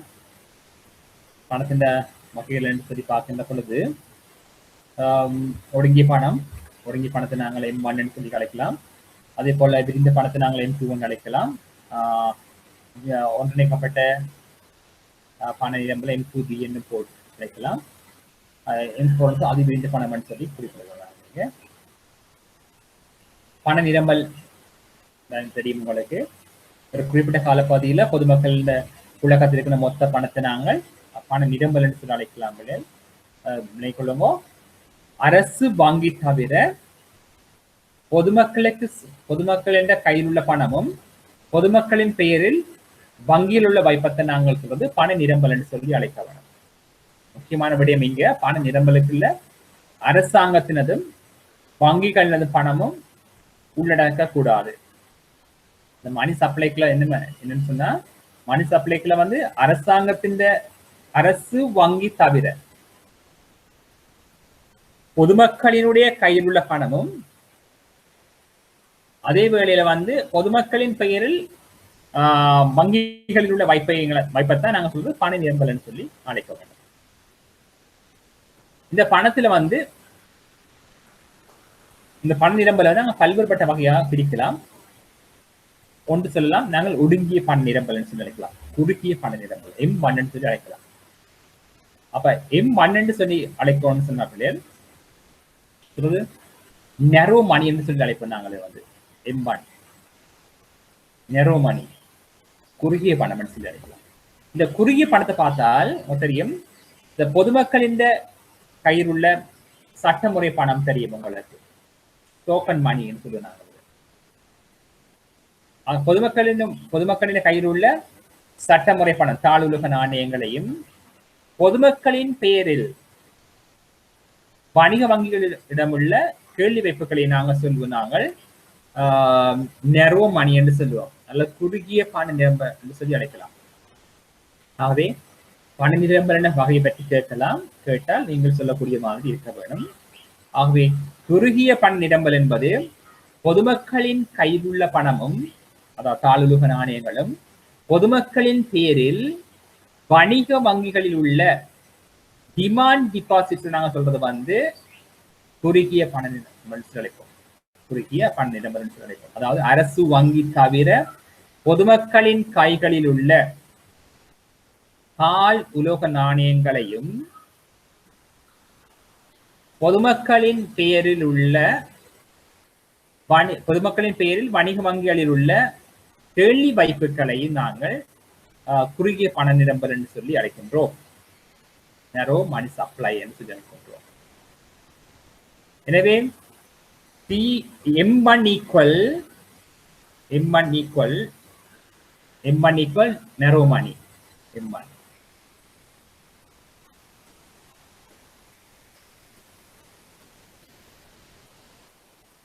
C mean cash in public. M1 equals CP plus DDP, demand deposits of public என்று சொல்லுவோம். demand deposits of public. ஆகவே இலங்குல விளங்கி வைங்கோ. M1 equals CP plus DDP. DDP means demand deposits. C means currency. ஆகவே இதில் நாங்கள் சொல்றது வந்து M1 ன்னு சொல்லி அழைப்போம். ஆகவே உங்களுக்கு கேட்கலாம், குறுகிய பண நிரம்பல் அல்லது குறுகிய பணம். குறுகிய பணம் என்று சொன்னால் வேற, பண நிரம்பல் என்று சொன்னால் வேற. ஆகவே பண நிரம்பல் என்பது வந்து அரசு வங்கி தவிர பொதுமக்களினுடைய கைகளில் உள்ள பணத்தை தான் நாங்கள் சொல்றது பண நிரம்பல் என்று சொல்றோம். பொதுமக்கள் கைகளில் உள்ளது பொதுமக்களின் பேரில் வங்கியில் வைப்பதை நாங்கள் பண நிரம்பல் சொல்லி அழைக்கின்றோம். அது முக்கியமான விடயம் என்னன்னு சொன்னால், இங்க பணம் வந்து பல்வேறுபட்ட நபரிடம் காணப்படும், பல்வேறு நிறுவனங்களிலும் பணம் இருக்கும். அவை எல்லாம் பண நிரம்பலுக்குள் உள்ளடங்க மாட்டாது. அரசாங்கத்தின் திரைசேரியிலையும் பணம் இருக்கும், மத்திய வங்கியில பணம் இருக்கும். அவையெல்லாம் வந்து பண நிரம்பலுக்குள்ள உள்ளடங்க மாட்டாது. அவை வந்து ஒரு சேமிப்பா காணப்படும், ஒரு ரிசர்வா தான் இருக்குவாங்க. அது சுற்றுவட்டத்திலேயே ஈடுபட மாட்டாது. சுற்றுவட்டத்துல காணப்படுற பணத்தை தான் நாங்கள் பண நிரம்பல் என்று சொல்லி அழைக்கின்றோம். ஆகவே பணமானது அச்சடிக்கப்பட்ட எல்லாம் பண நிரம்பலுக்கு வர மாட்டாது. அரசாங்கத்து திரைசேரியில பணம் இருக்கும், அதே வேளை வந்து மத்திய வங்கியிலையும் பணம் இருக்கும். இவ்வாறான பணங்கள் சுற்றோட்டத்துக்கு வந்தால்தான் நாங்கள் பண நிரம்பலுக்குள்ள உள்ளடக்குவோம். அது வரைக்கும் வந்து பண நிரம்பலுக்கு உள்ளடக்கப்படுவதில்லை. எனவேதான் வங்கிகளிட்டையும் பணம் இருக்கும். வங்கிகளிட்டையும் பணம், அந்த பணம் வந்து ஒதுக்கமா இருந்தால் அது வந்து சுற்றோட்டத்துக்குள்ள வராது, பண நிரம்பலுக்கு வராது. சுற்றோட்டத்துக்குள்ள வரக்கூடிய பணத்தை தான் நாங்கள் சொல்லி பண நிரம்பல் அழைக்கின்றோம். ஆகவே பொதுமக்களின் கையில் உள்ள பணமும் பொதுமக்களின் பேரில் வங்கிகளில் உள்ள வைப்புகளை தான் நாங்கள் சொல்றது பண நிரம்பலுக்குள்ள உள்ளடக்கின்றோம். ஆகவே M1 தெரியும். குறுகிய பண நிரம்பல் பார்த்தோம். அப்ப குறுகிய பண நிரம்பலை தொடர்ந்து விரிந்த பண நிரம்பலுக்கு வர போறோம். அதாவது குறுகிய பண நிரம்பல் இருந்து விரிந்த பண நிரம்பல். விரிந்த பண நிரம்பல் என்பது ஒடுங்கிய பண நிரம்பல் அல்லது குறுகிய பண நிரம்பல் மற்றும் பொதுமக்களின் பெயரில் வணிக வங்கிகள் இருக்கின்ற சேமிப்பு வைப்பு மற்றும் நிலையான வைப்புகளை உள்ளடக்கியதை நாங்கள் சொல்ல போறோம். M2 என்று அழைக்க போறோம். விரிந்த பண நிரம்பல் முதல் பார்த்தது M1 பார்த்து நாங்கள் இப்ப வந்து M2 பார்க்கிறோம். So what are the difference between the M1 and M2? ஆகவே அதை பார்ப்போம். விரிந்த பண நிரம்பல் என்று சொன்னால் என்ன? அவ்வாறு பார்க்கின்ற பொழுது விரிந்த பண நிரம்பல் என்பது குறுகிய பண நிரம்பலுடன் M1 உடன் time deposits and saving deposits அதை கூட்ட வரும் உங்களுக்கு. அதாவது M2 பண நிரம்பல் என்பது குறுகிய பண நிரம்பலுடன், அதாவது பொதுமக்களின் கைகளில் உள்ள சட்டமுறை பணம், பொதுமக்களின் பெயரில் வணிக வங்கிகளில் உள்ள கேள்வி வைப்புகள் மற்றும் சேமிப்பு வைப்புகள் மற்றும் நிதியான வைப்புகள் இந்த எல்லாத்தையும் கூட்ட வருவதான் M2 அழைக்கப்படுது. ஆகவே இலகுல வழங்கலாம். அதாவது பொதுமக்களின் கைகளில் உள்ள பணமும் மற்றும் பொதுமக்களின் பேரில் வணிக வங்கிகளில் உள்ள சேமிப்பு கேள்வி வைப்புகள், சேமிப்பு வைப்புகள், நிலையான வைப்புகள் அது எல்லாத்தையும் உள்ளடக்கியதான் M2 சொல்லி அழைக்கப்படுது. ஆகவே நரோ மணியிலிருந்து நீங்கள் விரிந்த பணத்தை, அதாவது ஒடுங்கிய பணத்துக்கும் விரிந்த பணத்துக்கும் வேறுபாடு என்னன்னு சொன்னால் நிலையான வாய்ப்புகளும் சேமிப்பு வைப்புகளும் தான் சொல்லப்படுது. குறுகிய பண நிரம்பலுக்குள்ள வந்து கரண்ட் அக்கௌண்ட் மட்டும்தான் பெறுது. குறுகிய பண நிரம்பலுக்குள்ள அதாவது தாழ் நாணயங்களும், அதாவது சட்டமுறை பணத்தோட நாங்கள் டிமாண்ட் டிபாசிட்டை தான் கூட்டுறோம். ஆனா M2ல இந்த சட்ட பணத்தோட டிமாண்ட் டிபாசிட்டை கூட்டினா M1 வருது. அந்த M1ஓட டைம் டிபாசிட்ஸையும் அண்ட் சேவிங் டிபாசிட்ஸையும் கூட்ட எங்களுக்கு M2 வருது. ஆகவே இலகுவில விளங்கி வையுங்கோ. இது சம்பந்தமாக உங்களிடம் கேள்விகள் கேட்கப்படலாம். ஆகவே நீங்க சமன்பாட்டை எழுதி விளங்குனா ஈஸியா இருக்கும். இலகுவான விடயம், மிக இலகுவான விடயம்.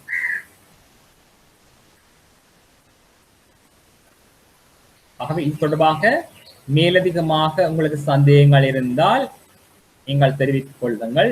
நாங்கள் விளக்கங்கள் பெறக்கூடிய மாதிரி இருக்கும்.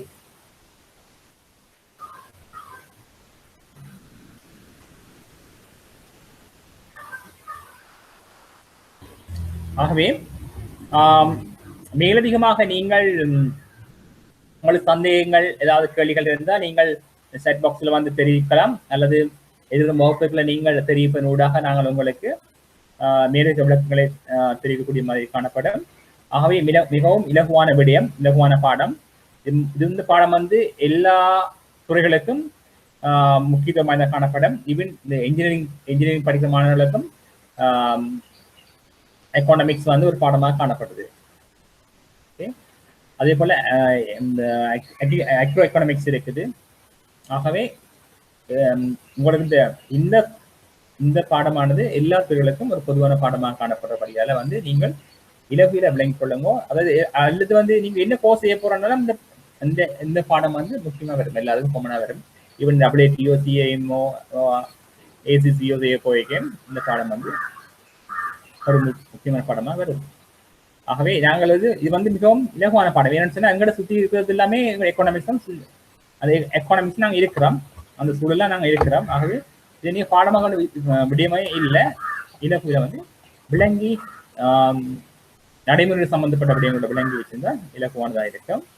ஆகவே நாங்கள் உங்களுக்கு வருகிற கிழமை வந்து கம்மிங் நெக்ஸ்ட் வீக் வந்து நோ லெக்சர்ஸ் ஆனா என்று சொல்லி அறிவிச்சிருக்கிறேன். No lectures. Anyway, thank you so much. Wish you happy New Year, happy Christmas. See you again. Wish you all the best. Take care. God bless you. Be safe.